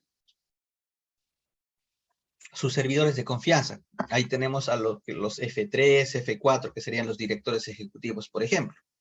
Entonces, ellos son aquellos que están dentro del entorno, dentro del grupo de este directivo público. Pero, ¿cuál es el detalle con estos servidores de confianza? Que su permanencia en la entidad es directamente vinculada con la permanencia de este directivo público. ¿Por qué? Si sacan al director general, ¿qué cosa normalmente sucede? Los de su entorno presentan su carta de renuncia. ¿Por qué? Porque el nuevo que va a ingresar va a traer también sus propios, ¿cómo podemos decir? Servidores de confianza. Entonces, Es por eso que estos servidores de confianza, acá nos dice, su permanencia está supeditada a la confianza de quien los designa. El siguiente grupo tenemos el servidor civil de carrera. Estos servidores civiles de carrera realizan funciones que están directamente vinculadas con dos cosas, con las funciones sustantivas y las de administración interna. ¿Cuáles son las funciones sustantivas? La de implementación de las políticas públicas y también de los sistemas funcionales. ¿Y de la administración interna cuál era? Los sistemas administrativos. Entonces, los servidores de carrera, por ejemplo, los que están en el área de logística, de planeamiento, no sé, de recursos humanos, entre otros, forman parte de la administración interna. Ellos son los servidores civiles de carrera. Pero los que realizan funciones sustantivas también, en cualquier ministerio o en cualquier gobierno regional, tiene sus gerencias, sus órganos de línea. Quienes trabajan dentro de esos órganos de línea, normalmente se les denomina como equipos o equipos técnicos, ellos realizan funciones sustantivas. Entonces también forman parte de este grupo de servidores civiles de carrera. Y el último grupo son los servidores de actividades complementarias. ¿Qué nos dice? Que estos servidores realizan funciones de soporte, complemento, manuales u operativas. Como que, por ejemplo, ¿quién podría estar como parte de soporte? Por ejemplo, los choferes o los conductores o el personal de seguridad, si es que la entidad tiene personal de seguridad, aunque muchos de ellos han sido tercerizados, entre otros. Son aquellos que realizan labores de soporte. Ahora vamos a ver cuáles son los procesos que se sigue en este sistema. Comenzamos con la planificación de políticas de recursos humanos. Y ahí tenemos las políticas y procedimientos y la planificación de recursos humanos. ¿Qué nos permite organizar? ¿Cómo va a ser la gestión interna de los recursos humanos dentro de la entidad? Y esto tiene que ir directamente vinculado con los objetivos que se establece, ¿quién? La Oficina de Recursos Humanos. Ahora, también nos permite definir las políticas y directivas y los lineamientos propios de la entidad. Pasemos al siguiente, a la organización del trabajo y su distribución. ¿De qué vamos a hablar aquí? De los perfiles de puesto. Entonces, en este segundo proceso se describe cuáles son las características para que una persona, un profesional, pueda ejercer una función pública. Se establecen esos requisitos. ¿Y cuál es el instrumento que se aprueba para eso? Los perfiles de puesto. Este perfil de puesto es la información de la ubicación de un puesto dentro de la estructura que tiene la entidad, de acuerdo a su misión, funciones y también los requisitos y las exigencias que demanda el puesto. Los años de experiencia, los cursos tal vez, los diplomados, entre otros. Esos son los perfiles de puesto. El siguiente proceso es la gestión del empleo. Y en la gestión del empleo hablamos desde la incorporación. Se lleva a cabo un concurso y ya, bueno, o sea, sabemos que el CAS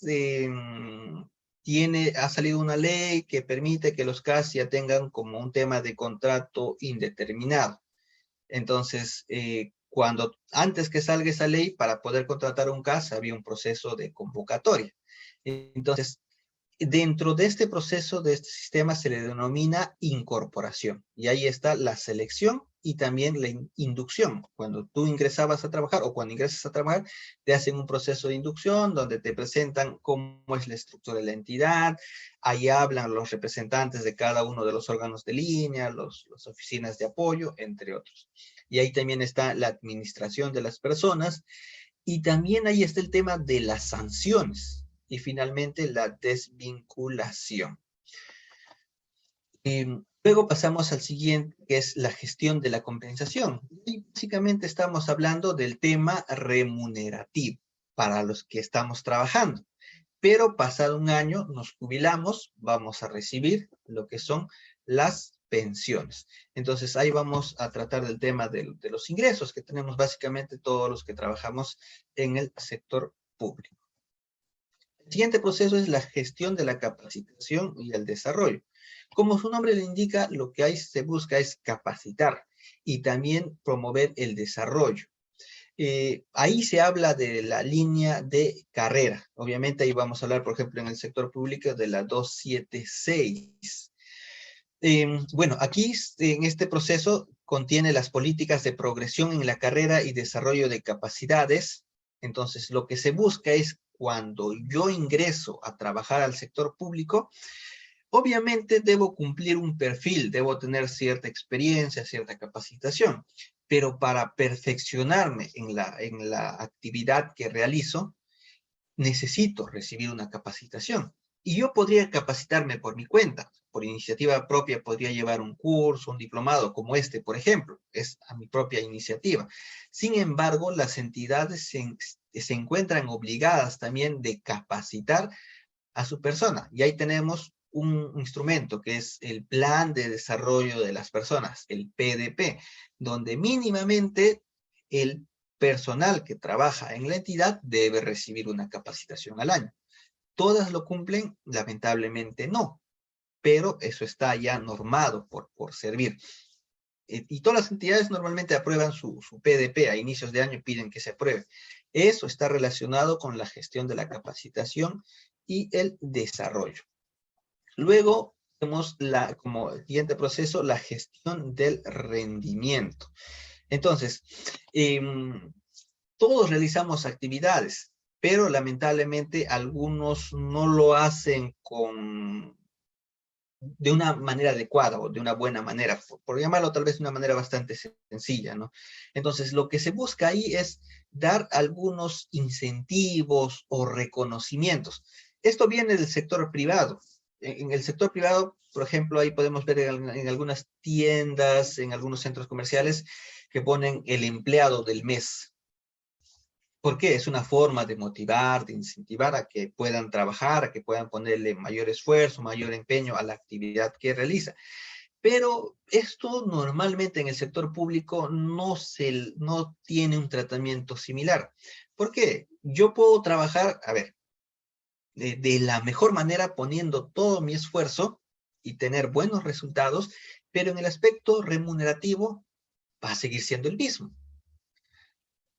Nos vamos al otro extremo. Puedo hacer lo mínimo necesario para que no me estén llamando la atención y en el aspecto remunerativo voy a tener el mismo sueldo. Entonces, ese es uno de los problemas que se tiene en el sector público. Indistintamente de cómo llevas a cabo tu actividad, o sea, hacerlo muy bien, hacerlo medianamente bien, en el aspecto remunerativo es el mismo. Entonces, es por eso que se promueven otro tipo de reconocimientos. Pueden ser resoluciones de reconocimiento, de felicitaciones, a aquellos que logran metas. Entonces, eso también está dentro del proceso de este sistema, lo que es la gestión del rendimiento. Luego tenemos la gestión de las relaciones humanas y sociales.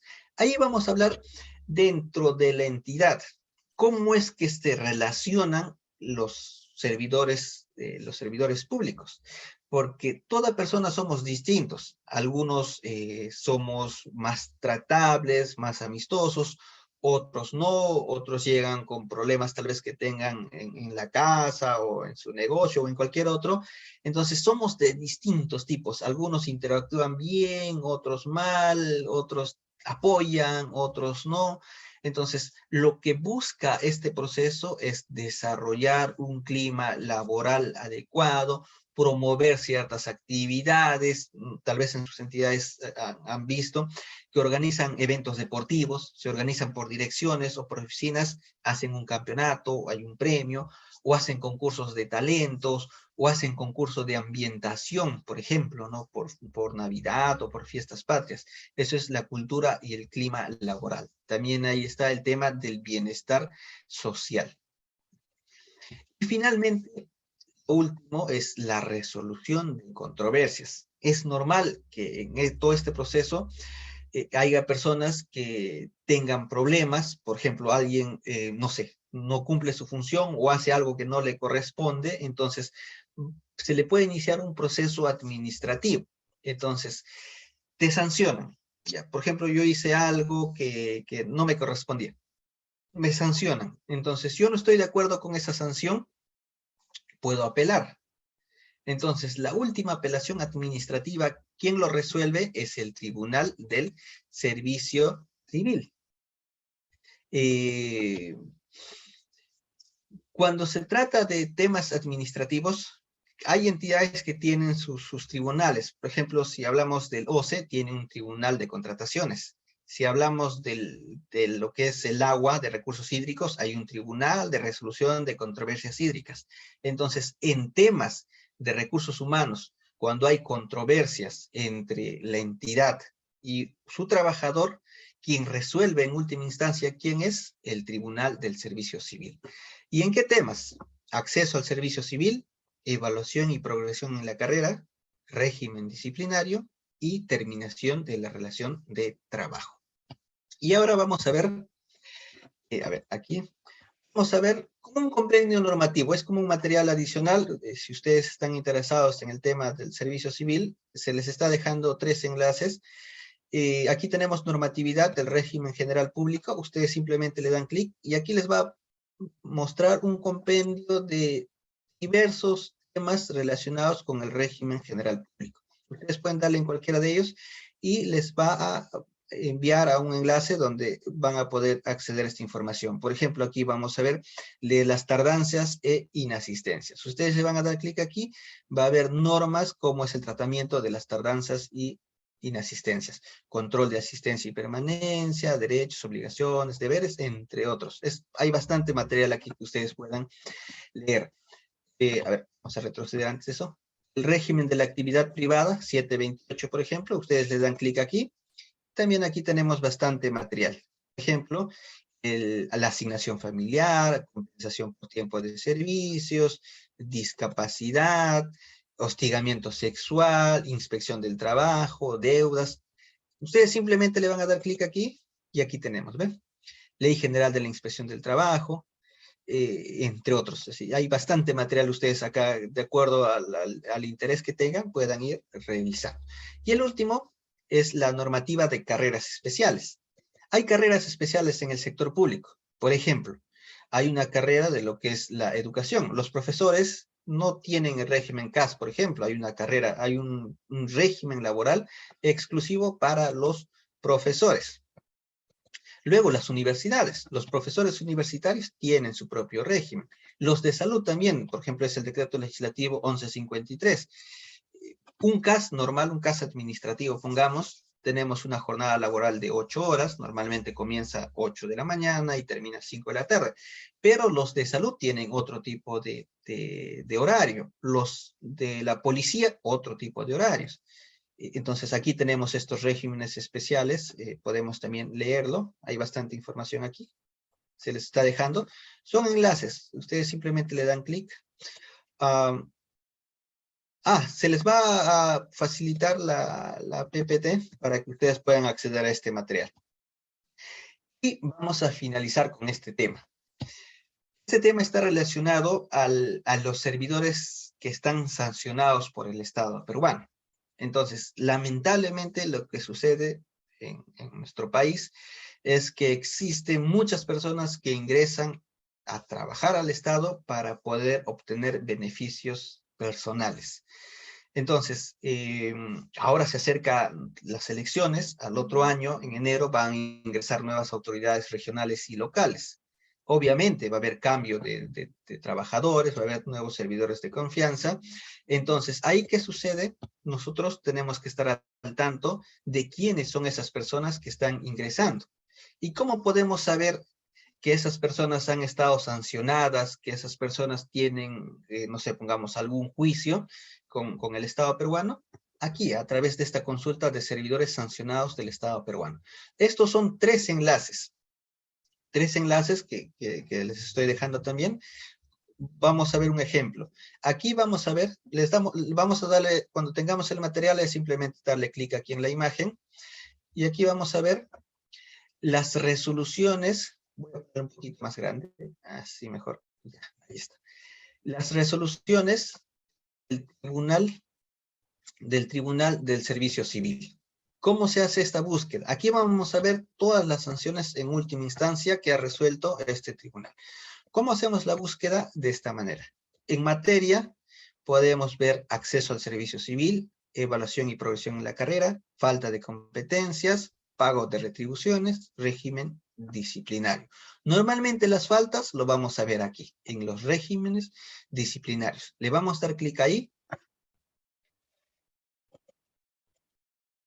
Ya. Le vamos a dar clic aquí en el régimen disciplinario y luego vamos a seleccionar el año. Podemos ver desde el 2010. Entonces, por ejemplo, yo quiero ver del 2022, de este año, o del 2021, cualquiera de los años. Entonces, lo siguiente que voy a hacer es aquí me sale un código. Entonces, escribo este código, es IPWX, le doy clic en, a ver dónde está, listo, que cargue un poco. Y aquí me va a salir todas, voy a moverme un poquito para aquí.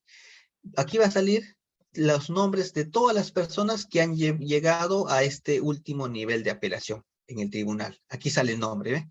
El nombre de la persona. Y aquí sale el nombre de la entidad que le ha iniciado este régimen disciplinario. Por ejemplo, aquí tenemos la Municipalidad Provincial de Cajamarca, acá está Migraciones. Y yo, por ejemplo, soy de, no sé, de Huánuco, por ejemplo, quiero saber de Huánuco. Entonces, donde dice filtro rápido, escribo las iniciales UA. Huánuco.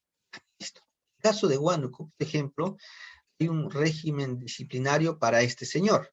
¿Quién ha iniciado? La Corte Superior de Justicia de Huánuco. Aquí hay otro señor que es del gobierno regional de Huánuco. Él es quien le ha impuesto este régimen disciplinario.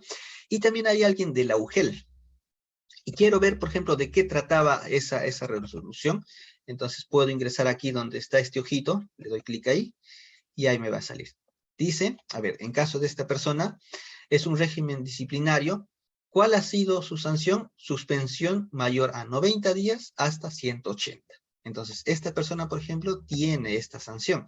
Ahora, quiero saber a detalle cuál ha sido la falta. No sé, pongamos que esta persona es contratada para la, no sé, para la municipalidad donde yo vivo. Entonces, contratan a esta persona para saber sus antecedentes, si ha cometido delitos anteriormente, aquí, donde dice ver resolución. Le voy a dar clic ahí y ahí me va a salir todo este proceso que se ha realizado. Entonces, aquí podemos ver, dice, se declara infundado el recurso de apelación interpuesto por esta persona contra la resolución administrativa del 2021 emitida por la Presidencia de la Corte Superior de Justicia de Guam, al haberse acreditado la comisión de faltas. Entonces, esta persona ha apelado hasta el último nivel, hasta el tribunal, y su apelación le han declarado infundado. Y queremos conocer todo lo que ha pasado. Aquí podemos leer, ¿ves? Todo el detalle y cuál ha sido la falta que él ha cometido. Aquí podemos ver, hay bastante para leer. Entonces, nosotros como ciudadanos, como personas, podemos acceder a esta información. Entonces, de esa manera podemos ejercer control sobre qué personas están entrando a trabajar. Como les digo, vamos a tener nuevas autoridades, por lo tanto, nuevos profesionales. Entonces, al menos de esta manera podemos hacer nosotros un filtro, podemos hacer un control. Es bastante sencillo, como ustedes vieron, realizar esta búsqueda. Ya, vamos a pasar a la siguiente herramienta, que es el listado de personas con inhabilitación vigente. Le vamos a dar clic también aquí, y aquí lo que nos va a arrojar es aquellas personas que están inhabilitadas para poder trabajar en el sector. Y aquí nos va a salir un listado enorme, son 761 páginas. Y aquí están un montón de personas que que no están permitidos para trabajar en el sector público. Vamos a hacer este de aquí, por ejemplo. A ver, a ver, este de acá, este Jaén, por ejemplo. Entonces, aquí sale el nombre de esta persona, su DNI, y cuándo ha sido inhabilitado. No, aquí dice fecha fin de la inhabilitación. Entonces, esta persona, por ejemplo, no puede, voy a ponerlo un poquito más grande, esta persona, por ejemplo, no puede ejercer ningún cargo público hasta junio del 2024. Entonces, buscamos aquí, no sé, a un nuevo gerente municipal que ingresa al municipio donde vivimos, entonces podemos buscar aquí, si es que está su nombre, podemos ver hasta cuándo está inhabilitado. Esto es parte del gobierno abierto, es parte de la información que pone este tribunal a nuestra disposición para poder ejercer, bueno, nuestro derecho, ¿no? A tener autoridades que no hayan cometido anteriormente delitos, porque el riesgo es de que lo vuelvan a hacer. Y la última herramienta es este de aquí, el Registro Nacional de Sanciones contra Servidores Civiles. ¿Cómo hacemos esta búsqueda? Le vamos a dar clic aquí, y aquí para poder realizar esta búsqueda, lo que nos va a pedir es poner nuestros datos. A ver, vamos a poner nuestros datos. Los datos de la persona que va a realizar la búsqueda. O sea, yo, por ejemplo, voy a realizar la búsqueda, entonces voy a poner mi DNI. Aquí te pide cuándo has nacido, yo lo pongo cuando he nacido. ¿Listo? Y aquí te dice, seleccione la llave. Ya, listo. Y ingreso. He puesto mal, nota musical. Ya, a ver. Ya, listo. Ya. Entonces, aquí yo puedo buscar por el nombre de la persona. Pongo su nombre de la persona, pongo su primer apellido y su segundo apellido.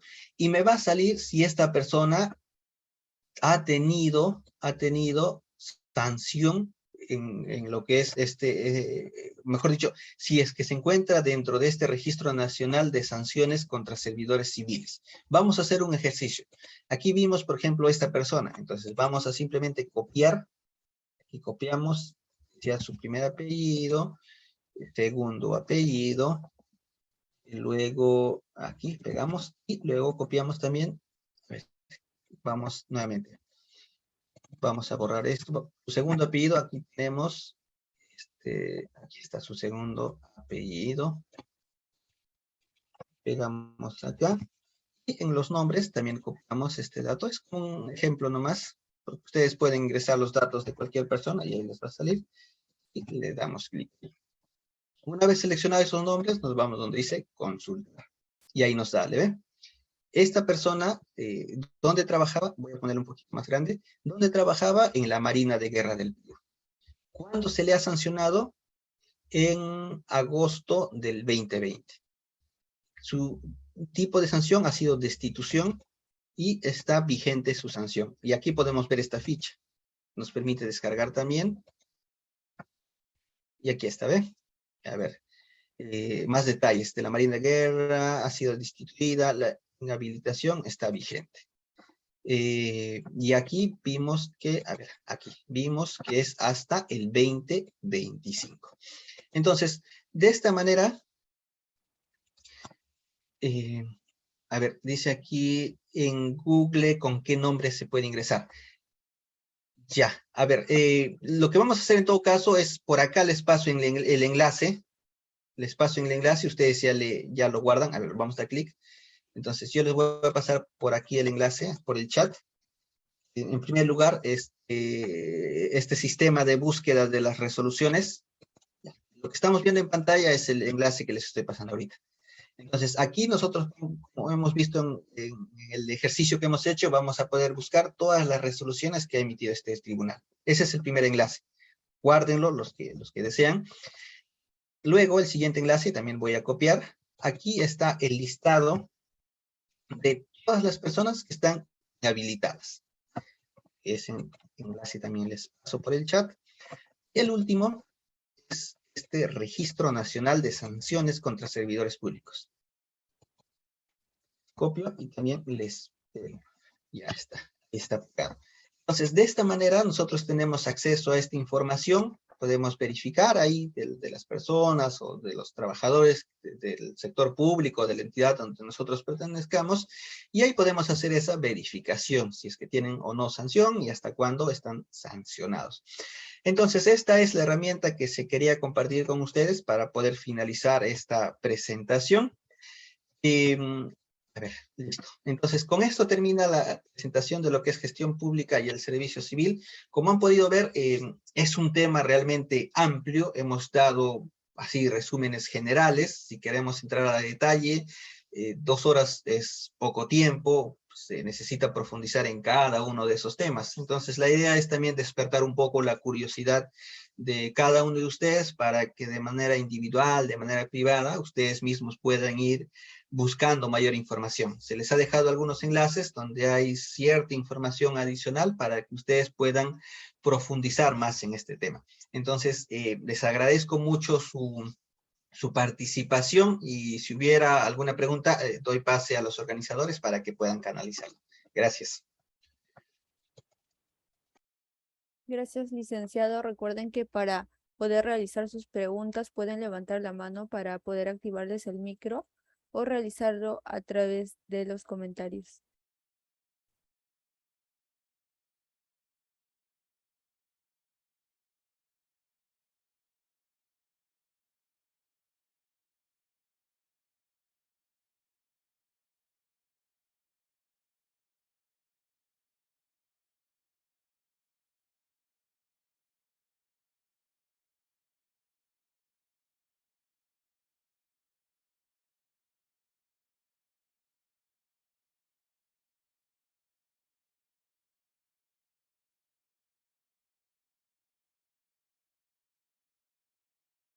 Ya puede activar su audio, doctora Madeleine.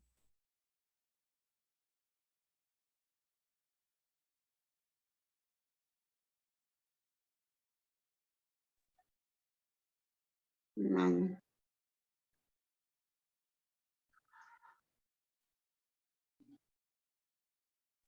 Mm, mm.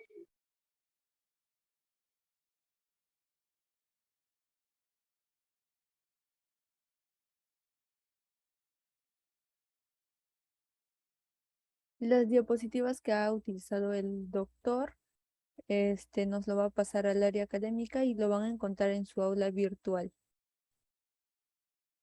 Licenciado, tenemos una pregunta del doctor Eulalio. Dice, si algunos servidores están trabajando con sentencia, ¿a ellos se puede denunciar? Claro, o sea, los que están impedidos de trabajar o están inhabilitados, ahí hemos visto que, a ver, nuevamente voy a compartir la pantalla. A ver, un momentito. A ver. Ya, aquí está. Entonces, aquí podemos ver que algunos de ellos han sido ya inhabilitados de manera permanente, como esta persona de aquí. O sea, esta persona posiblemente haya cometido una falta bastante grave y nunca más va a poder trabajar en el sector público. Pero esta persona, esta persona de acá arriba que estoy resaltando, va a estar sancionado hasta el 2024. Posterior a ese año, el normal va a poder ejercer, va a poder trabajar en el sector público. Pero ¿qué es lo que sucede normalmente? Es que a pesar de eso, le siguen contratando.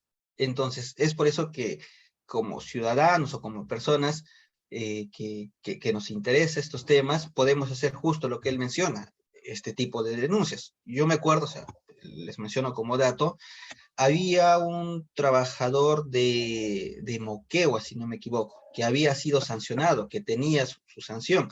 Sin embargo, le contrataron en otro gobierno regional, creo que fue el de Arequipa, si no me equivoco. Entonces, como era bastante conocido, entonces se hizo público de que ese gobierno regional había contratado a una persona sentenciada y tuvo que despedirla. Entonces, es por eso que nosotros se les deja esta herramienta, ¿no? De que podamos averiguar, ver, hacer seguimiento a qué autoridades, qué personas, mejor dicho, están ingresando a laborar en las entidades públicas a las que nosotros pertenecemos, ya sea en el gobierno regional o gobierno local. Ya, mencionan cuál es el procedimiento. Ya, a ver, en primer lugar tenemos que servir, a ver, hay dos formas de hacer denuncias. Lo que estaba viendo, por ejemplo, es en la Contraloría General de la República, algún hecho irregular que se presenta, ahí podemos hacer nuestra denuncia y nos dan la opción de que sea de manera anónima. Otro puede ser también a servir, enviar esa información de que tal persona está laborando en tal entidad, a pesar de que cuenta con está inhabilitado para ejercer cargo público. Entonces, esas denuncias va a apoyar o va a ayudar a que, bueno, al menos se tenga ese control, ¿no? Porque ya, o sea, por experiencia les menciono, o sea, muchas veces se contrata ese tipo de personas. Y el riesgo es que se puede nuevamente volver a repetir esa situación. Sí, muchas gracias. Claro, eh, puede ser a la Contraloría y también a Servir. O sea, la Contraloría tiene una opción de hacer denuncias anónimas. ¿Y cuál es la evidencia? Bueno, ahí podemos hacer una captura o descargar la resolución y eso adjuntar ahí en la denuncia que se puede realizar. Sí, o sea, podemos hacer en ambos, tanto en la Contraloría y también en Servir. Esa sería la respuesta. No sé si hay alguna otra consulta más. El presidente Vizcarra. Sí, bueno, también, o sea, él también, por ejemplo, está inhabilitado, pero por el Congreso, ¿no? Entonces, hay ciertas autoridades que el Tribunal del Servicio Civil no puede suspenderlos, como son, por ejemplo, los magistrados, los que están, o sea, el presidente del Poder Judicial o el presidente de la República. Solo en caso de ellos ya corresponde al Congreso, pero al resto de servidores civiles, sí, o sea, el Tribunal del Servicio Civil les inicia un procedimiento que obviamente sigue sus etapas, ¿no? Porque se puede ir apelando, hasta que salga la resolución del Tribunal del Servicio Civil, y ahí ya podemos aquí en estas herramientas que hemos mostrado, hacer esa verificación de si tienen o no sanción. Licenciado, tenemos también una pregunta del doctor Jorge. Dice, ¿cuál sería el procedimiento para denunciar esta irregularidad en las entidades? ¿Puede hacerse esa denuncia de manera virtual o en Contraloría o Servir? Ya, a ver, la denuncia puede hacerse en ambos. Vamos a ver aquí. Vamos a compartir pantalla en el caso de la Contraloría General de la República. A ver, un momento. Ya, a ver, aquí. Ya. Nosotros podemos hacer nuestras denuncias ciudadanas. Voy a compartir también este enlace. Voy a compartir este enlace. A ver. Ya. Entonces, en este enlace nosotros vamos a ver que se puede hacer denuncias ciudadanas a través del formulario virtual. Le vamos a dar clic aquí. Aquí nos da alguna información. Aquí nos da alguna información adicional. Dice, la emisión de denuncias ciudadanas forma parte del ejercicio de la participación ciudadana en el control social. Eso es lo que nosotros hacemos, el control social. A través del formulario virtual, la ciudadanía podrá denunciar los hechos presuntamente irregulares en las entidades del Estado y convertirse en aliado de la Contraloría. Nosotros nos da acá nos deja un manual de cómo hacer esta denuncia, pero a ver, vamos a ingresar aquí. Nos dice, ingresa aquí, le vamos a dar clic.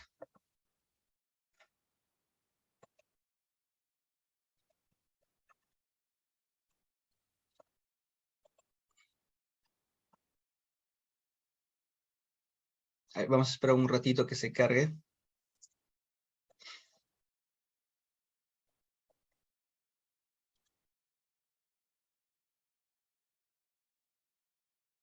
Y a ver, nuevamente vamos a darle clic aquí. Está un poco lento la página, pero esta página de la Contraloría tiene así como una guía de cómo hacer estas denuncias. A ver, vamos a esperar que carga. Uy, está un poco lento la página. A ver si esta página no funciona.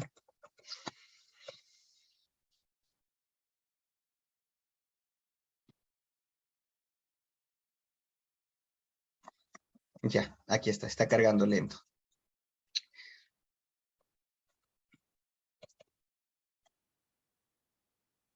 Ya, a ver, está un poco lento la página, pero podemos visualizar que este es un formulario virtual de denuncias. Aquí nos indica, registra tu denuncia. La información que proporcione será tratada con total y absoluta confidencialidad. La Contraloría General de la República agradece su participación. Bueno, agradecimiento. Entonces, aquí nos da un manual de cómo hacer esa denuncia. Está un poco lento la página, no está cargando del todo. A ver, vamos a tratar de ver esto. Ya, a ver. Ya, aquí está, ahora sí cargo. Entonces, aquí nos da una indicación de cómo utilizar este portal que tiene la Contraloría. A ver, vamos a verlo de manera bastante rápida. Hay un formulario web, hay unas instrucciones, la ventana de denuncia, aquí está. Aquí nos da los pasos a realizar para poder realizar esta denuncia. Aquí tenemos un borrador de la denuncia, denuncia enviada. Aquí tenemos que poner la entidad pública donde ocurrió el hecho. En este caso podría ser un municipio o una entidad. El nombre de la entidad, a qué departamento pertenece, el hecho irregular. Aquí vamos a detallar cuál ha sido. En este caso sería la contratación de una persona que tiene inhabilitación. Funcionarios, conoce los datos de los funcionarios civiles.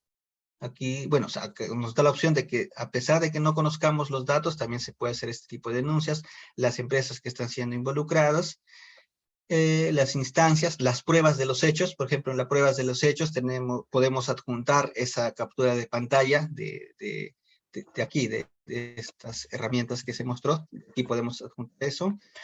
¿Qué más nos permite? Ya. Después tenemos que poner nombre de la entidad donde ocurrió el hecho irregular, el hecho irregular. Hay toda información, lo podemos leer más a detalle. A ver, también, bueno, esto es también para otros temas como es de obras públicas, ¿no? También nos permite hacer ese tipo de denuncias. Bueno, aquí ya creo que es relacionado con un código que se asigne a cada una de las inversiones. Entonces, esto es un manual, lo podemos luego ver a más detalle sobre cómo proceder con este tipo de denuncias. Entonces, nos deja servir, nos da estas herramientas de que nosotros podamos ejercer este control ciudadano y conocer, ¿no?, qué personas tienen ese tipo de inhabilitación. Y ahora, ¿quiénes van a sancionar? Obviamente a la empresa, a la institución. O sea, no se puede estar contratando ese tipo de personas que no están autorizadas o, bueno, que tienen una sanción por un tiempo determinado. También les dejo en todo caso este enlace, este instructivo que acá acabamos de ver, para que la consulta, aquí era, a ver. Está un poco lento, igual voy a copiar para que ustedes puedan visualizarlo con más detalle. Bueno, entonces eso sería la respuesta. No sé si hay alguna consulta adicional.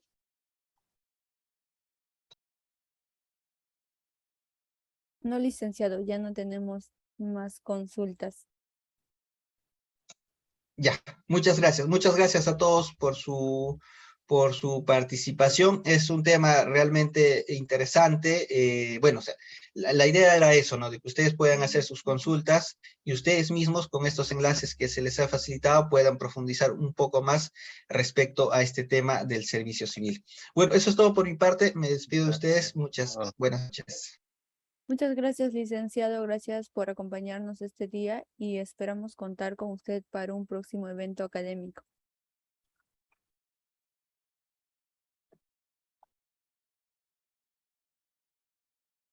Buenas noches con todos los participantes. Estoy adjuntando en el chat el link de la asistencia para que puedan ustedes registrarse.